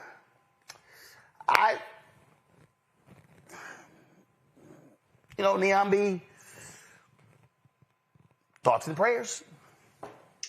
Well, we've had this conversation so many times, Roland. You can have a protest vote. You can vote third party. You can do whatever you would like to do with your vote. But you have to know at the end of the day, somebody is still going to be elected. And you, in this particular case, chose Donald Trump because you thought, for whatever reason, that he was going to be better than Kamala when he told you on the campaign trail he was going to help Israel finish the job. He made it clear that he wanted that land. He wanted to develop it. He wanted to be resorts there. He did not see a pathway back for Palestinians in Gaza. And he is kept with that. And this is not, he has not moved away from Israel at all. And he's certainly not moved away from the violence in the region or the starvation of children or any of the other human rights violations that plagued the Biden administration and Kamala Harris's campaign in particular. So you could do whatever you want with your vote. But when you realize that vote has consequences and they might be higher penalties than you want to pay, you can't then say, I'm upset, I'm mad. You can say it, but it's too late now. We're here and you made that choice. When Coney, it's real simple. They don't like y'all asses. They ain't never like y'all. I don't know who that dude is, but he might want to get my book, White Fear. How the browning of America is making white folks lose their minds. It's right here. This is what it looks like. I have been saying this since 2009 to these people.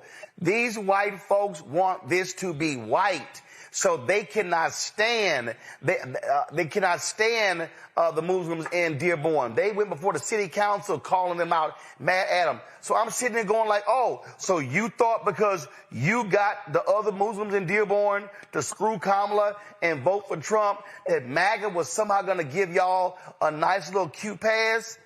No. They like, appreciate y'all voting for Trump. Thanks for helping him win Michigan. Now get y'all asses out of our country. If I was him, I would be scared to show my face around the community. He's out there saying, yeah, I got everyone to vote for Trump, although I'm a Democrat. Shame on you, brother. This reminds me what I saw in Miami. You know, I'm from Miami, Roland, when all the Latinos were like, I will vote for Donald Trump. That was a huge problem. And now these are the same people that are getting deported, not even back to Cuba, oftentimes being deported to places that are not even their home countries, right? Because this administration has shown itself time and time again to be a sham. But again, when you vote on a single issue, when you're a single issue voter, and you don't think about the consequences of your actions, and you don't think that you're included when the president is spewing bigotry, when you think that you're excluded from that on account of your religion or account of your race, you are included. If you are a black and brown person living under this administration, he's talking to you. If you are a person that is a non-Christian, he's talking to you. If you're a person that is a non-straight person, he's talking to you. He don't like any of us. All right. So I think people got to be really, really, really clear. Trump has been very, very clear. He's run on a premises of white supremacy, and that's not going to change. So when I see brown people saying that they're going to support him or have supported him in the past, the chickens are simply coming home to roost, like you said, Roland. Oh, yeah. This is a tweet right here, Teresa. This is Dearborn, Michigan. It is essentially an Islamic state operating in America. How is this acceptable? Oh, Lord, they upset. Oh, they mad, and they trying to protest. And Teresa, I'm sitting there like, hey, man, don't come holler at us. Y'all voted with them. Dearborn, y'all voted with them. So them chickens coming home to roost.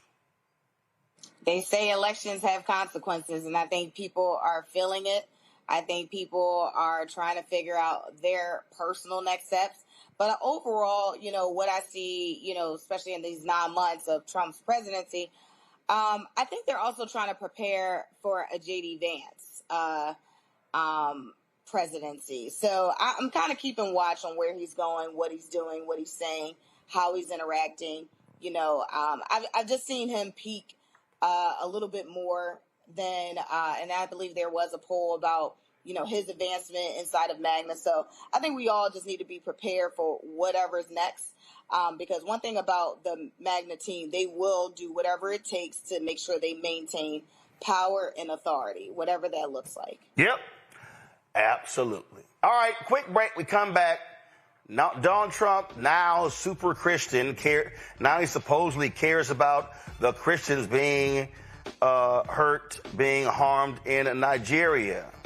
And now we got that super duper policymaker, Nicki Minaj, endorsing him at the United Nations.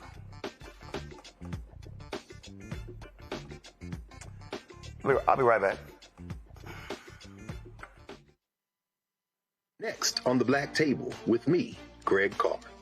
Our legal roundtable is back in session as we look at yet another potential landmark case being considered by the United States Supreme Court. This one is called 303 Creative versus Alennis, and may be the most important and far-reaching First Amendment, that is freedom of speech, case of our time. It could, depending on how the court rules, open the door for a return of Jim Crow segregation laws.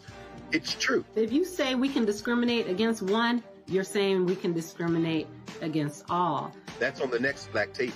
Don't miss it. Right here on the Black Star Network. Hey, I'm Tasha Cobbs, and you are watching Roland Martin Unfiltered. But I need a little filter. I need something. Blow me out. Make me look 35.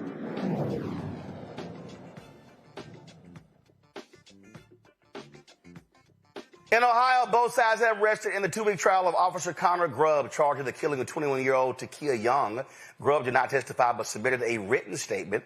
Prosecutors say he and another officer confronted Young outside a Kroger over a shoplifting report, yelling at her to get out of the car. When her vehicle inched forward with a turn signal on, Grubb fired a single shot, killing her and her unborn child. Grubb faces up to life in prison if convicted of murder. Judge David Young, no relation, dropped 4 charges tied to the death of Young's daughter, ruling there was no evidence Grubb knew she was pregnant. Bloomington, Indiana police arrested 16 men in a 3-day sting operation called Operation Creep, targeting adults who tried to solicit a 17-year-old girl for sex. Well, Megyn Kelly would call them almost legal. The suspects, mostly from Twin Cities, includes a federal immigration and customs enforcement auditor and a Minnesota Pollution Control Agency staffer. Here is Bloomington Police Chief Booker Hodges describing what the ICE employee said. This one shames. This is a tragedy in many respects, but people at the Department of Homeland Security, I know there are great people there that come to work every single day and do their jobs and do it admirably. Unfortunately, Mr. recently married back here is not one of those people. He works for ICE, and he is an auditor for them, a civilian employee. When he was arrested, he said, "I'm ICE boys." Well, you know, unfortunately for him, we locked him up, put him in our jail. He got reappropriated to our jail, and my understanding is he helped send people to send federal authorities. I think he's going to see some federal authorities because I think the feds are going to take this case. I'm ICE, boys. Congratulations. You're now arrested. Hodges said these investigations are more challenging now because traffickers use advanced technology and online ads, and some suspects even brought guns and drugs to their meetups. A federal judge is questioning the Justice Department about how it secured charges against former FBI Director James Comey. Prosecutor Lindsay Halligan, an idiot, acknowledged in court that the charges currently filed had not been reviewed by the entire grand jury. I told y'all she's a dumbass, and they're going to talk about DEI.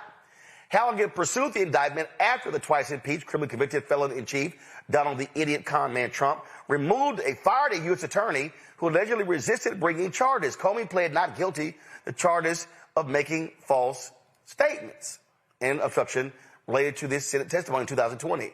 His lawyers say Trump saw charges, regardless of the facts, as a means of punishment. Now, Trump's trial is scheduled to begin on January 5th. I got a feeling it's not going to happen. All right, folks, let's talk about what's happening in Nigeria. Donald Trump is now threatening military action in Nigeria. Now we got Nicki Minaj. She's been on social media, now speaking at a U.S.-organized United Nations event to call attention to the plight of Christians in Nigeria, claiming more than 7,000 Christians have died just this year. She expressed gratitude to Donald Trump for prioritizing the issue. In Nigeria, Christians are being targeted, driven from their homes, and killed.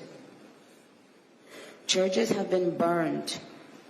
Families have been torn apart, and entire communities live in fear constantly, simply because of how they pray. Sadly, this problem is not only a growing problem in Nigeria, but also in so many other countries across the world, and it demands urgent action. And I want to be clear. Protecting Christians in Nigeria is not about taking sides or dividing people. It is about uniting humanity. Nigeria is a beautiful nation with deep faith traditions and lots of beautiful barbs that I can't wait to see. All right, folks, about a 5-minute speech that she gave. Now, the government there says they reject a claim that genocide is happening there. While violence in Nigeria has indeed claimed thousands of lives, it stems from multiple causes that we're about to get into right now with our guests. So let's talk to national security and foreign policy expert Asha Castleberry-Hernandez. Glad to have you here. So, all right, explain to people what's going on there. 'Cause let's be real clear. Americans don't give a shit about what's happening in African countries. We don't. So all of a sudden, Nicki Minaj is now talking about this here. The right-wing MAGA folks are now, applauding her. So really, what's the cause of this violence in Nigeria?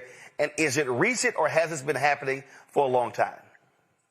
Well, it's been happening for quite some time, since 2009, orchestrated by Boko Haram. But what has happened is that because this has been such an enduring problem, orchestrated by Boko Haram, it has created a complex security environment where it's just not just Christians that are being targeted, it's also Muslims. And it's so perplexed that when you look at the tactical approach here, many of the attacks are like coming in and saying, oh, are you Christian? Okay, I'm going to attack you for that. No, they're just attacking people. They attack mosques, they attack churches. So it's more perplexing. When you look at the optics here, it's too one-sided. She needs to be promoting on the fact that it's a humanitarian issue, a humanity issue, and that in terms of interfaith, we need solidarity between the two countries, not just focus on one religious community. Well, we understand why, because you have these right-wingers who claim to be evangelicals and loving Jesus, and they want to say, oh, Christians are being persecuted. This is also part of Donald Trump's whole MO by saying, oh, Christians are being persecuted. Look, they think Christians are being persecuted in the United States. Yes, and in fact, this is part of his base where, it's driven by the fact that I have a lot of Christians. In fact, a lot of them are deeply influential when it comes to galvanizing the black vote and the brown vote to justify why they should support me. So I think this is something where they want to go global with it. But again, they're using the wrong person. When it comes to celebrity diplomacy, the point is to shape global policy, and this is not the right approach. You got to look at history. Like, for instance, you could use someone like a Reverend Jesse Jackson, who had a whole bunch of access to foreign leaders and governments to make a difference. But here it's not. All it did was agitate the Nigerian government, and it has no influence here. All it did was pretty much raise awareness because she had 26 million followers, but it did not make a difference. Well, here is the tweet that this idiot sent out on Truth Social. If the Nigerian government continues to allow the killing of Christians, the USA will immediately stop all aid and assistance to Nigeria and may very well go into that now disgraced country, guns a-blazing, to completely wipe out the Islamic terrorists who are committing these horrible atrocities. I am hereby instructing our Department of War to prepare for possible action. If we attack, it will be fast, vicious, and sweet, just like the terrorist thugs attack our cherished Christians, warning the Nigerian government better move fast. He might want to slow down, Asha, because last I checked, isn't Nigeria number 4 in sending oil to America? Yes, and also, too, that's a very cavalierish approach. As I said, I told Newsweek, he should not necessarily put defense on the table. It should be approached to diplomacy, working very closely with Nigerian government and also those of leadership and influence in the area. So approaching it with a hammer is not necessarily the right one. But I think what we're seeing is a pattern here. It's the same thing what you're seeing as far as the gunboat diplomacy that's being conducted in Venezuela. We start off harsh, and then we try to get soft over time. And also, just going back to the Nicki Minaj issue, she does not have influence when it comes to Nigeria, nor foreign policy in the United States. So you need to treat all these issues the same way. Would you bring her to the peace accords in Egypt to resolve the issue in the Gaza crisis? No. Would you bring her to go talk to President Zelensky? No. And would you also have her address the issues developing in Venezuela? No. So I think because it's Nigeria and there's a level of deprioritization here, this is why we invite people like her to play a part in this. Malcolm Nance tweeted this in response to that idiot post. Is Trump effing high? Nigeria is the most populated country in Africa with 237 million people. Also, it's 45% Christian. That's 106 million Christians. He said the Gulfian has been fighting a counterinsurgency against Islamic terrorists for decades. Nigerian Muslims murder, kidnap, attack disproportionately in the north, which is why we were helping them stop Boko Haram. Get this demented old fool off the Adderall and off social media. That's right. So it is important to note that we have spent, again, another more than a decade engaging in this specific issue and working very closely with our African allies as far as addressing these issues. But unfortunately, it requires more than just a defense approach. It requires diplomacy and using international organizations like the United Nations the right way, not necessarily just bringing in a hammer to address it and then calling it out. I just think that this is definitely treated differently compared to the other crises that are happening around the world because it is Nigeria. Questions from the panel. Niambi, you first. Thank you so much for bringing this context. I mean, this is certainly not an issue that requires a celebrity, but someone who really understands the region. Is there any concern that Trump's threats might be followed through on, and this sort of hay about Christian violence as used as pretext to invade Nigeria and take resources? There is some concerns involving your implication. It's very wild in terms of which way it can go. But I think what we're seeing is the way they're studying this approach is probably going to be similar to what you're seeing in Venezuela, as well as the Gaza crisis, where they feel that, he starts off very partial, only favoring one group, and then eventually he starts to double down on diplomacy. But rhetoric matters when it comes to the United States presidency. So it definitely will most likely exacerbate conditions there in Nigeria where they'll take advantage of his optics. That's why it's just very unfortunate that her optics there were one-sided. Wikoi? So personally, I haven't respected Nikki since she went on her drug-fueled tirade about Cardi B's children, but that's neither here nor there. I just want to bring up a few valuable points about how, while we're over here in the West, what we're missing about a crucial component about the African continent is it's not about religion. Most often it's about tribalism. What we're seeing in Nigeria is that the Fulanis are actually the ones that are indiscriminately attacking. So that means they're not focused on attacking Muslims or Christians specifically. Nigeria, to set the context, is a 50% Muslim, 50% Christian country, right? So yes, they're not focused on religion as much as they're focused on getting money, right? These are gangs, essentially. So they're extorting people for money. They're kidnapping people indiscriminately, right? But I think, to Roland's point previously, we have to follow the money. When we think about oil, right? When you said resources earlier, when my previous panelist said resources, we're talking about oil. Nigeria just last year opened up the largest single-site refinery in the world with the current capacity of 650,000 barrels per day under the world's richest black man, Aliko Dangote, right? So why do you think the United States all of a sudden gives a damn about Nigeria? That's why. What about when Trump called Nigeria a shithole country? He didn't care about Nigeria then. He doesn't care about Nigeria now. It's about following the money. And as long as we follow the money, we know exactly where Trump is headed. This is rhetoric. Nikki was used as a tool. And it's unfortunate that she didn't see that that's exactly what this was.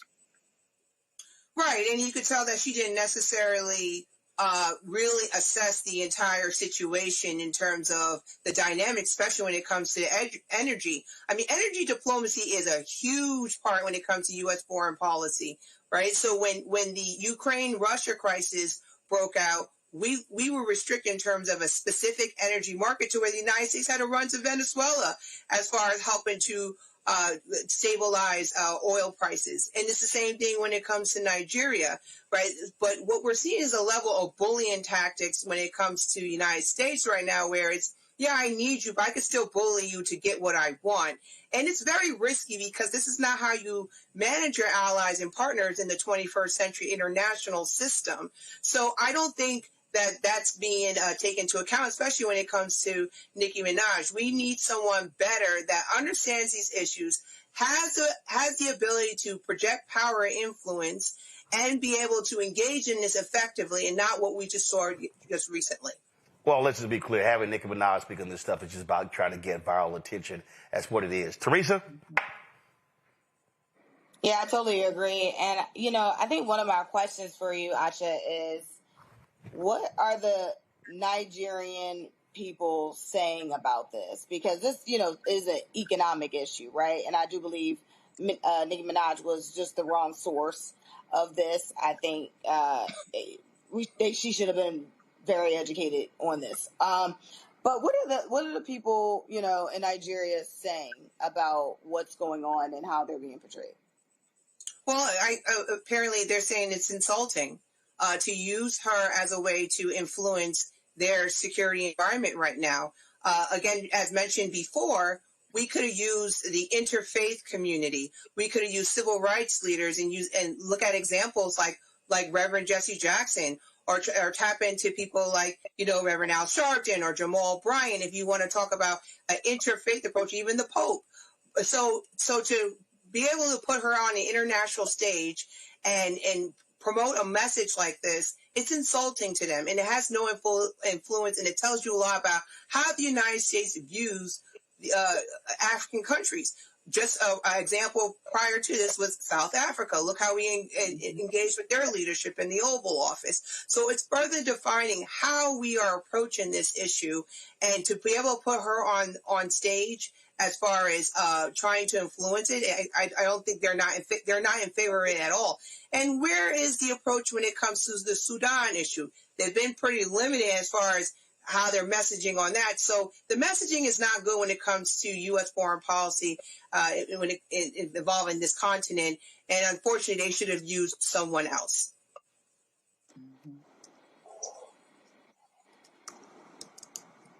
An excellent point. Asha, we appreciate it. Thanks for the breakdown. Thank you. All right, folks, going to a quick break. We come back. We'll talk with Isaac Hayes III about Fanbase, but also AI in music. You're watching Roland Martin Unfiltered right here on the Black Star Network. If in this country right now, you have people get up in the morning and the only thing they can think about is how many people they can hurt, and they got the power, that's the time for mourning. For better or worse, what makes America special, it's that legal system that's supposed to protect minorities from the tyranny of the majority.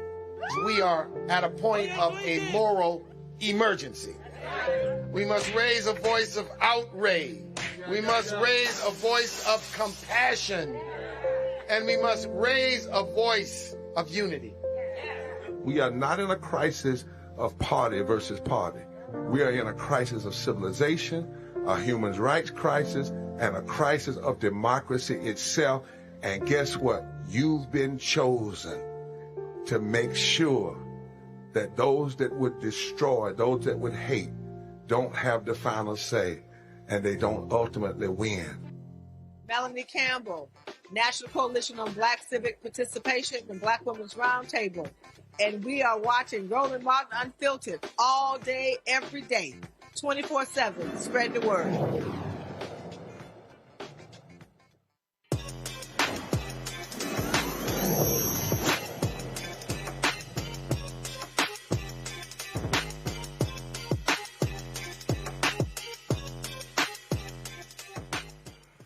All right, folks.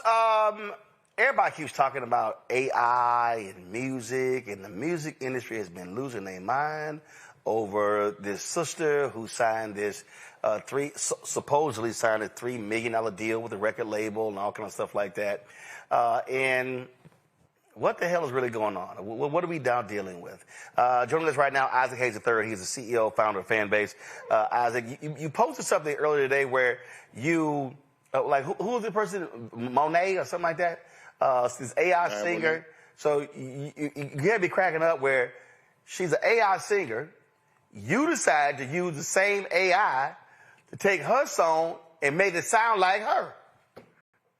Yeah, with these new AI artists, there is no real protection against anybody duplicating the voice of the person that already has created it, because you're using the AI product. So it's a combination of all these other artists' voices, and you're not doing anything original.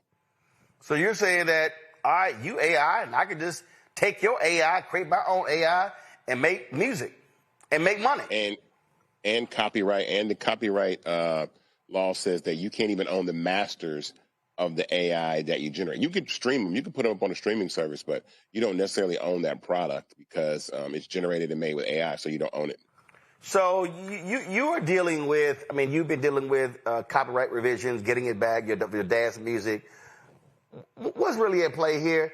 Do you think the real play here are music labels saying, we don't give a damn about y'all artists. We don't want y'all owning nothing, controlling nothing. We want to make the money off the music, the publishing, and everything. I think that it is a play for money because, again, any way that people can find a way to cut out the middleman or, increase profits in what they're doing, then they're going to do it. But I don't think it's a good idea because I think a lot of these companies are over-indexing on AI. I think from the music standpoint, from the content standpoint, people want to see real things, hear real music, see real artists. And so, it's always done for greed, but I think it's going to come back to bite them in the behind towards the end. And I think there is a huge difference. I've had some people, look at, we get a big hit, King Walonius does some great stuff, and others as well. But as somebody who loves music, I can listen to some stuff and I can tell what's computer driven, that it has some emotion, but it ain't got that human emotion. No, I mean, AI will get better. Without a doubt, it will get better as it learns more and more. But that's the problem. It's being trained off pre-existing copyright.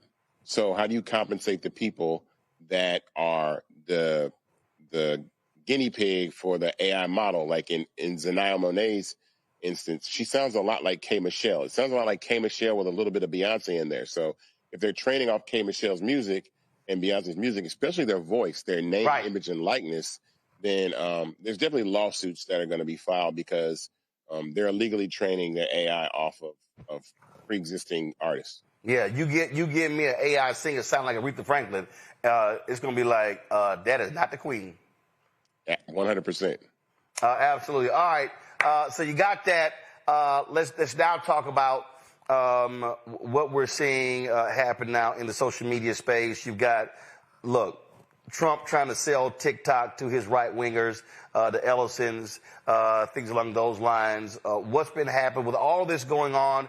Blue Sky, Elon still lying about how great X is. What's been going on with Fanbase?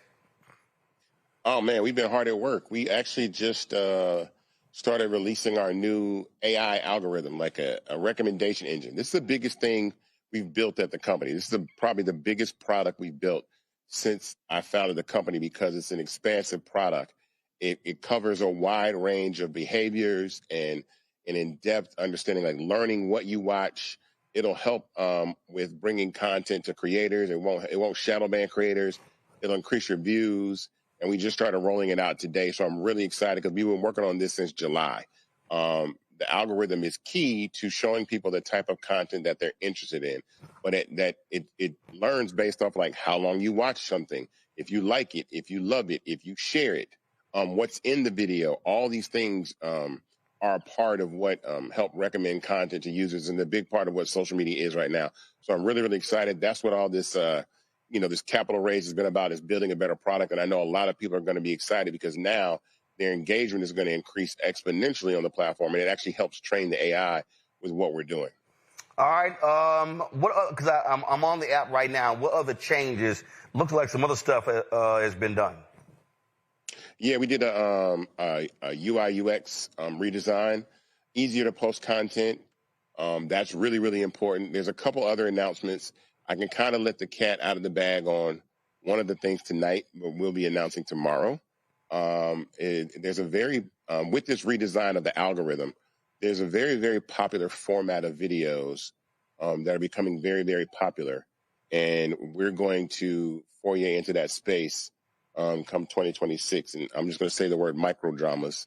Yo, seriously, I got a text message last night from a longtime friend who's a director producer in Hollywood about wanting to do a microdrama with me and the Black Star Network. And I've been reading about it, obviously. And so I was like, all right, how long, how many parts, how much it's going to cost? So for folks who don't know, what the hell is a microdrama? So microdramas are this huge, huge, huge new format of vertical video. seen on social media. It's very, very popular out of China.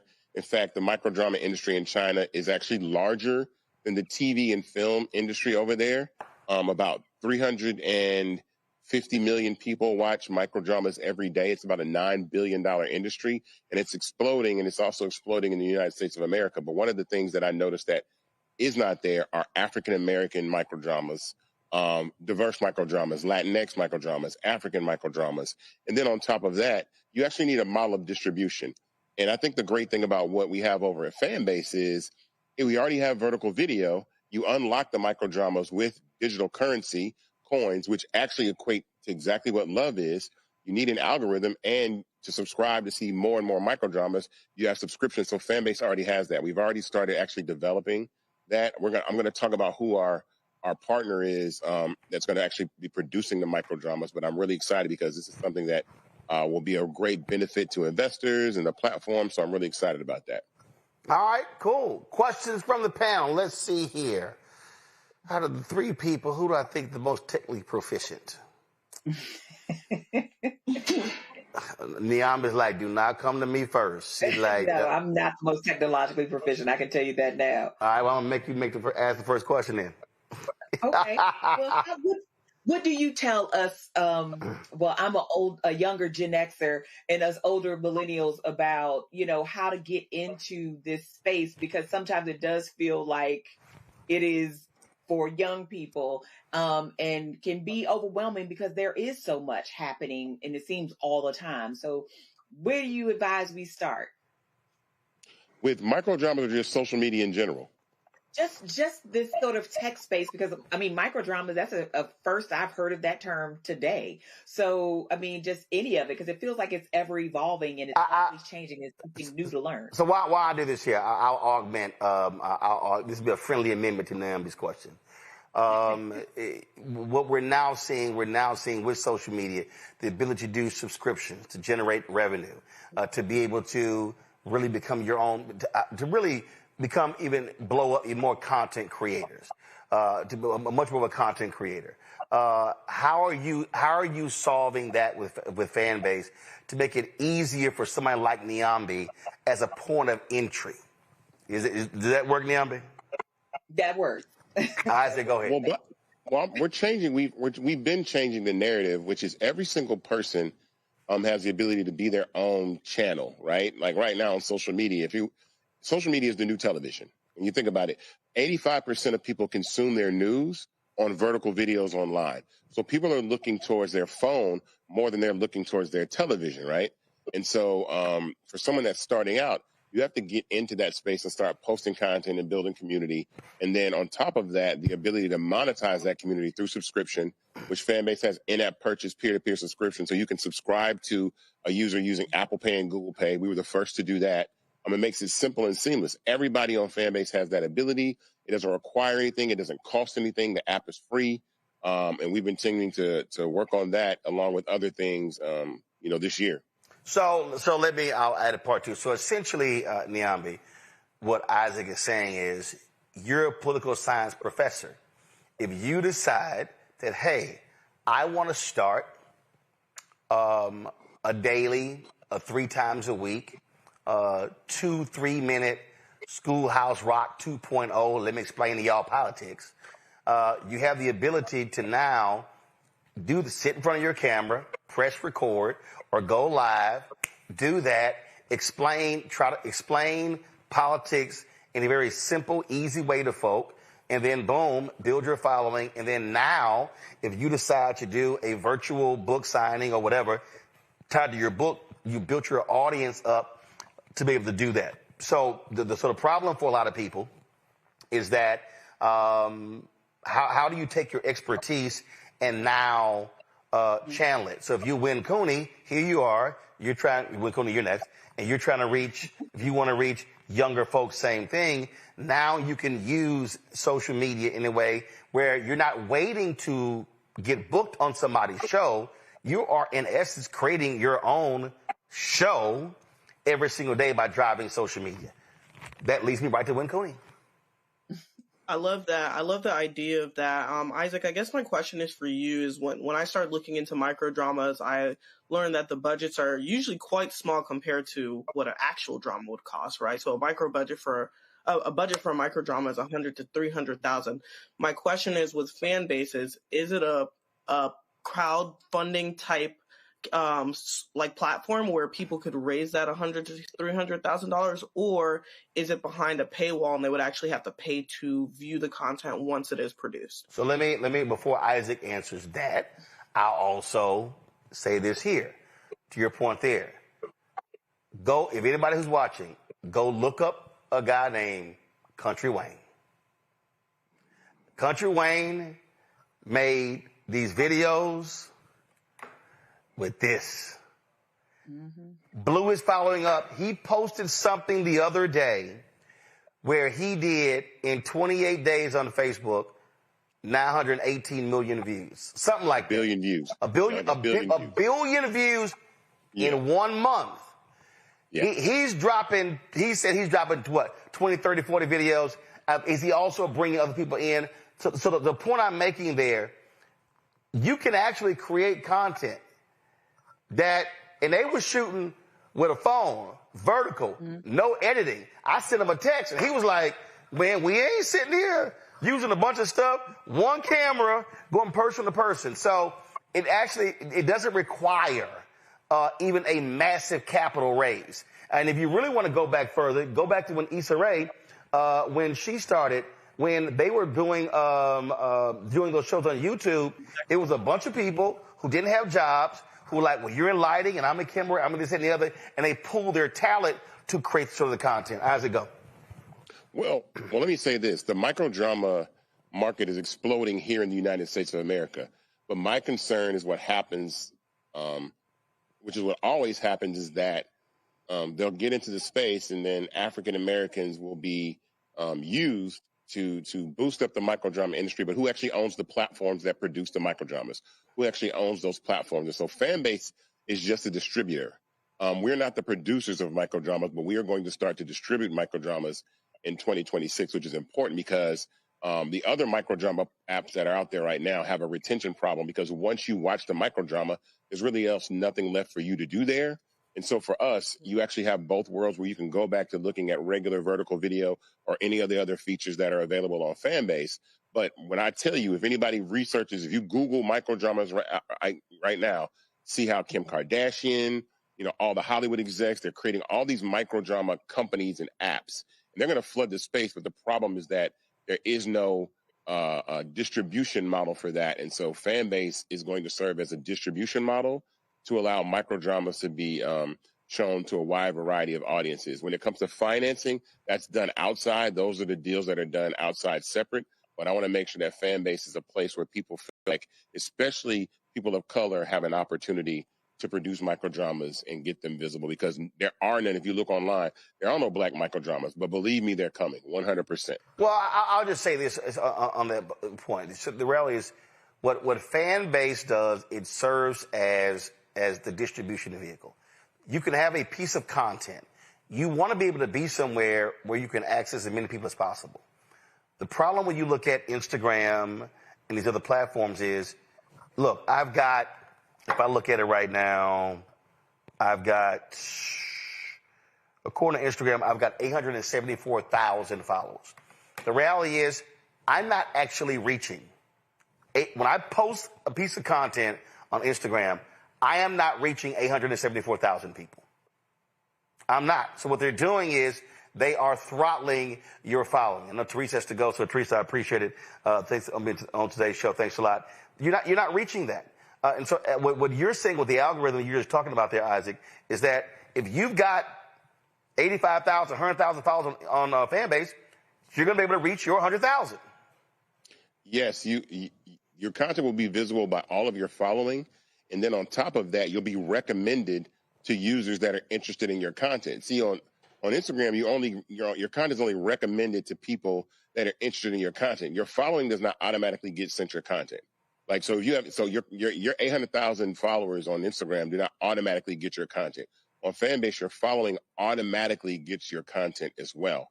So it's a good mix because it's based off advertising. And so advertising is not our initial agenda. Our initial agenda is to actually create a space where creators and users are the ones that monetize and reap the benefits. And then it's a rev share model. So if you make money as a creator in any way on the platform, then we make money. So it keeps us in a position of always putting the creator first. That's really the most important part. There you go. All right. Isaac, where are you on the raise? The raise is closing. So let me just tell y'all that right now. The crowdfund for Fanbase is closing December 18th. This is the last chance to invest in Fanbase at this valuation. We've been working hard the last year. Anybody that wants to invest, I implore you to go to startengine.com/fanbase right now and invest. We're at about 13.5. I think actually we're at Nope. You said you got the video 13.6. Yeah, we're at 13.6 million. The raise closes at $17 million. So it's roughly 3,500 people investing in the platform, and we're actually rolling. I hope to see you there, but we're doing our investor dinner, our investor holiday dinner here in Atlanta, December 5th. So those people that have been, I will not be there because that day is actually the 70th anniversary. That week we're going to be. I'm in Atlanta December 1st through 3rd for Global Hope Forum. Then we go to Montgomery the 4th and the 5th because that's the 7th anniversary of the Montgomery bus boycott. That December 5th is when they had the mass meeting that kicked off the Montgomery bus boycott. So we'll be broadcasting live from Montgomery on December 5th. All right. Well, I'll make sure I catch up with you a couple of days before in Atlanta. But everybody else, this is my message to you guys. We have to own these apps. You see what's going on with TikTok. You see what's going on Instagram. They're getting acquired by Larry Ellison and Trump and all these other people. And so this is it for us. This is our opportunity to actually have equity in platforms that we can use and own simultaneously. And we are at a real watershed moment in our community where we have to get information, what Roland's saying, what everybody else is saying online, everybody's talking about, but we have to own these platforms. So the minimum to invest in Fanbase is $399. Go to startengine.com/fanbase and invest. It gets you 60 shares in the company. And we want to close this raise with a bang. There's also, remember, we have this blackout coming in during the holiday season for Black Friday to Cyber Monday. We're not spending any money there. And so invest for your children, your grandchildren, yourself. Make this a Christmas gift. Put that money somewhere else other than the regular places in these companies that don't care about you, but something that you can own and help build yourself. So I'm promoting investing very, very hard during this blackout season, and investing in Fanbase is one of those things to do. But do it before December 18th, because once the race closes, you won't be able to invest. All right. Again, startengine.com/fanbase, startengine.com/fanbase. Isaac, I appreciate it. Thanks a lot. Thank you. Let me thank Win Cooney. Let me thank Niambi. Let me thank Teresa for being on today's show. I certainly appreciate it. Thank you so very much. Folks, that is it for us. I know we had so much stuff, y'all. I threw some extra stuff in there. I am going to do the Nick Fuentes thing. Trust me. I know I've been saying it for 2 days, but I'm going to push it to tomorrow because something that's really important, because I need y'all to understand how the right wing is focusing on mobilizing and organizing these races, especially these young races, to win election races in the future. All right. You want to support our work? Please. What you should do is contribute to our Bring the Funk fan club. When you invest in this show, this network, that money is going back into the show. And we have, Keenan, send me the number. I think we've had, I think we're now up to 37,000. Send me the number of actual donors. But since we launched this show 7 years ago. And of course, we also salute them every Friday. We run their names. With your name on the list, you want to contribute, go to, you want to use Cash App, use the Stripe QR code. It's also for credit cards. You see it right here, the QR code, bottom left-hand corner. PayPal is R Martin Unfiltered. Venmo's RM Unfiltered. Zelle, Roland at RolandSMartin.com. Roland at RolandMartinUnfiltered.com. Check some money order. Make it payable to Roland Martin Unfiltered. P.O. Box 57196, Washington, D.C. 20037-0196. We've had, let's get to 200,000 downloads. We've had 156,000 downloads of our app. So to download the app, you can download it to your Apple phone, your Android phone, your Apple TV, your Android TV, your Roku, your Amazon Fire TV, Xbox One, Samsung Smart TV. We are on all of those platforms, so please check it out.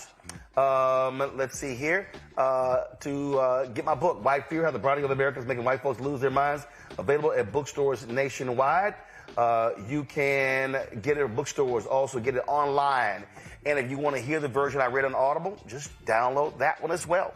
If you want to support our gear, get our Roland Martin Unfiltered Black Star Network gear, go to shopblackstarnetwork.com. Shopblackstarnetwork.com. T-shirts, hoodies, crew neck, zip-ups, all that good stuff. You can all get it there. And if you want to support all of these black-owned products you see right here, not my hat, so you can't get my hat right here. But all these products right here, go to shopblackstarnetwork.com, marketplace as well. All that's on the website. And again, support Fanbase. Shout Lincoln University in Pennsylvania. I'm repping their crew neck today. And so always I had a good time when I was there. I get the commencement there as well. And so shout out to Lincoln University. And I can't wait to get my Tuskegee gear as well. Hey, Alcorn State, y'all ain't sent me y'all stuff. Oakwood, y'all ain't sent me y'all stuff as well. So y'all let them know to send your stuff in. All right, y'all, that's it. I'm going to see y'all tomorrow right here, Roland Martin Unfiltered on the Black Star Network.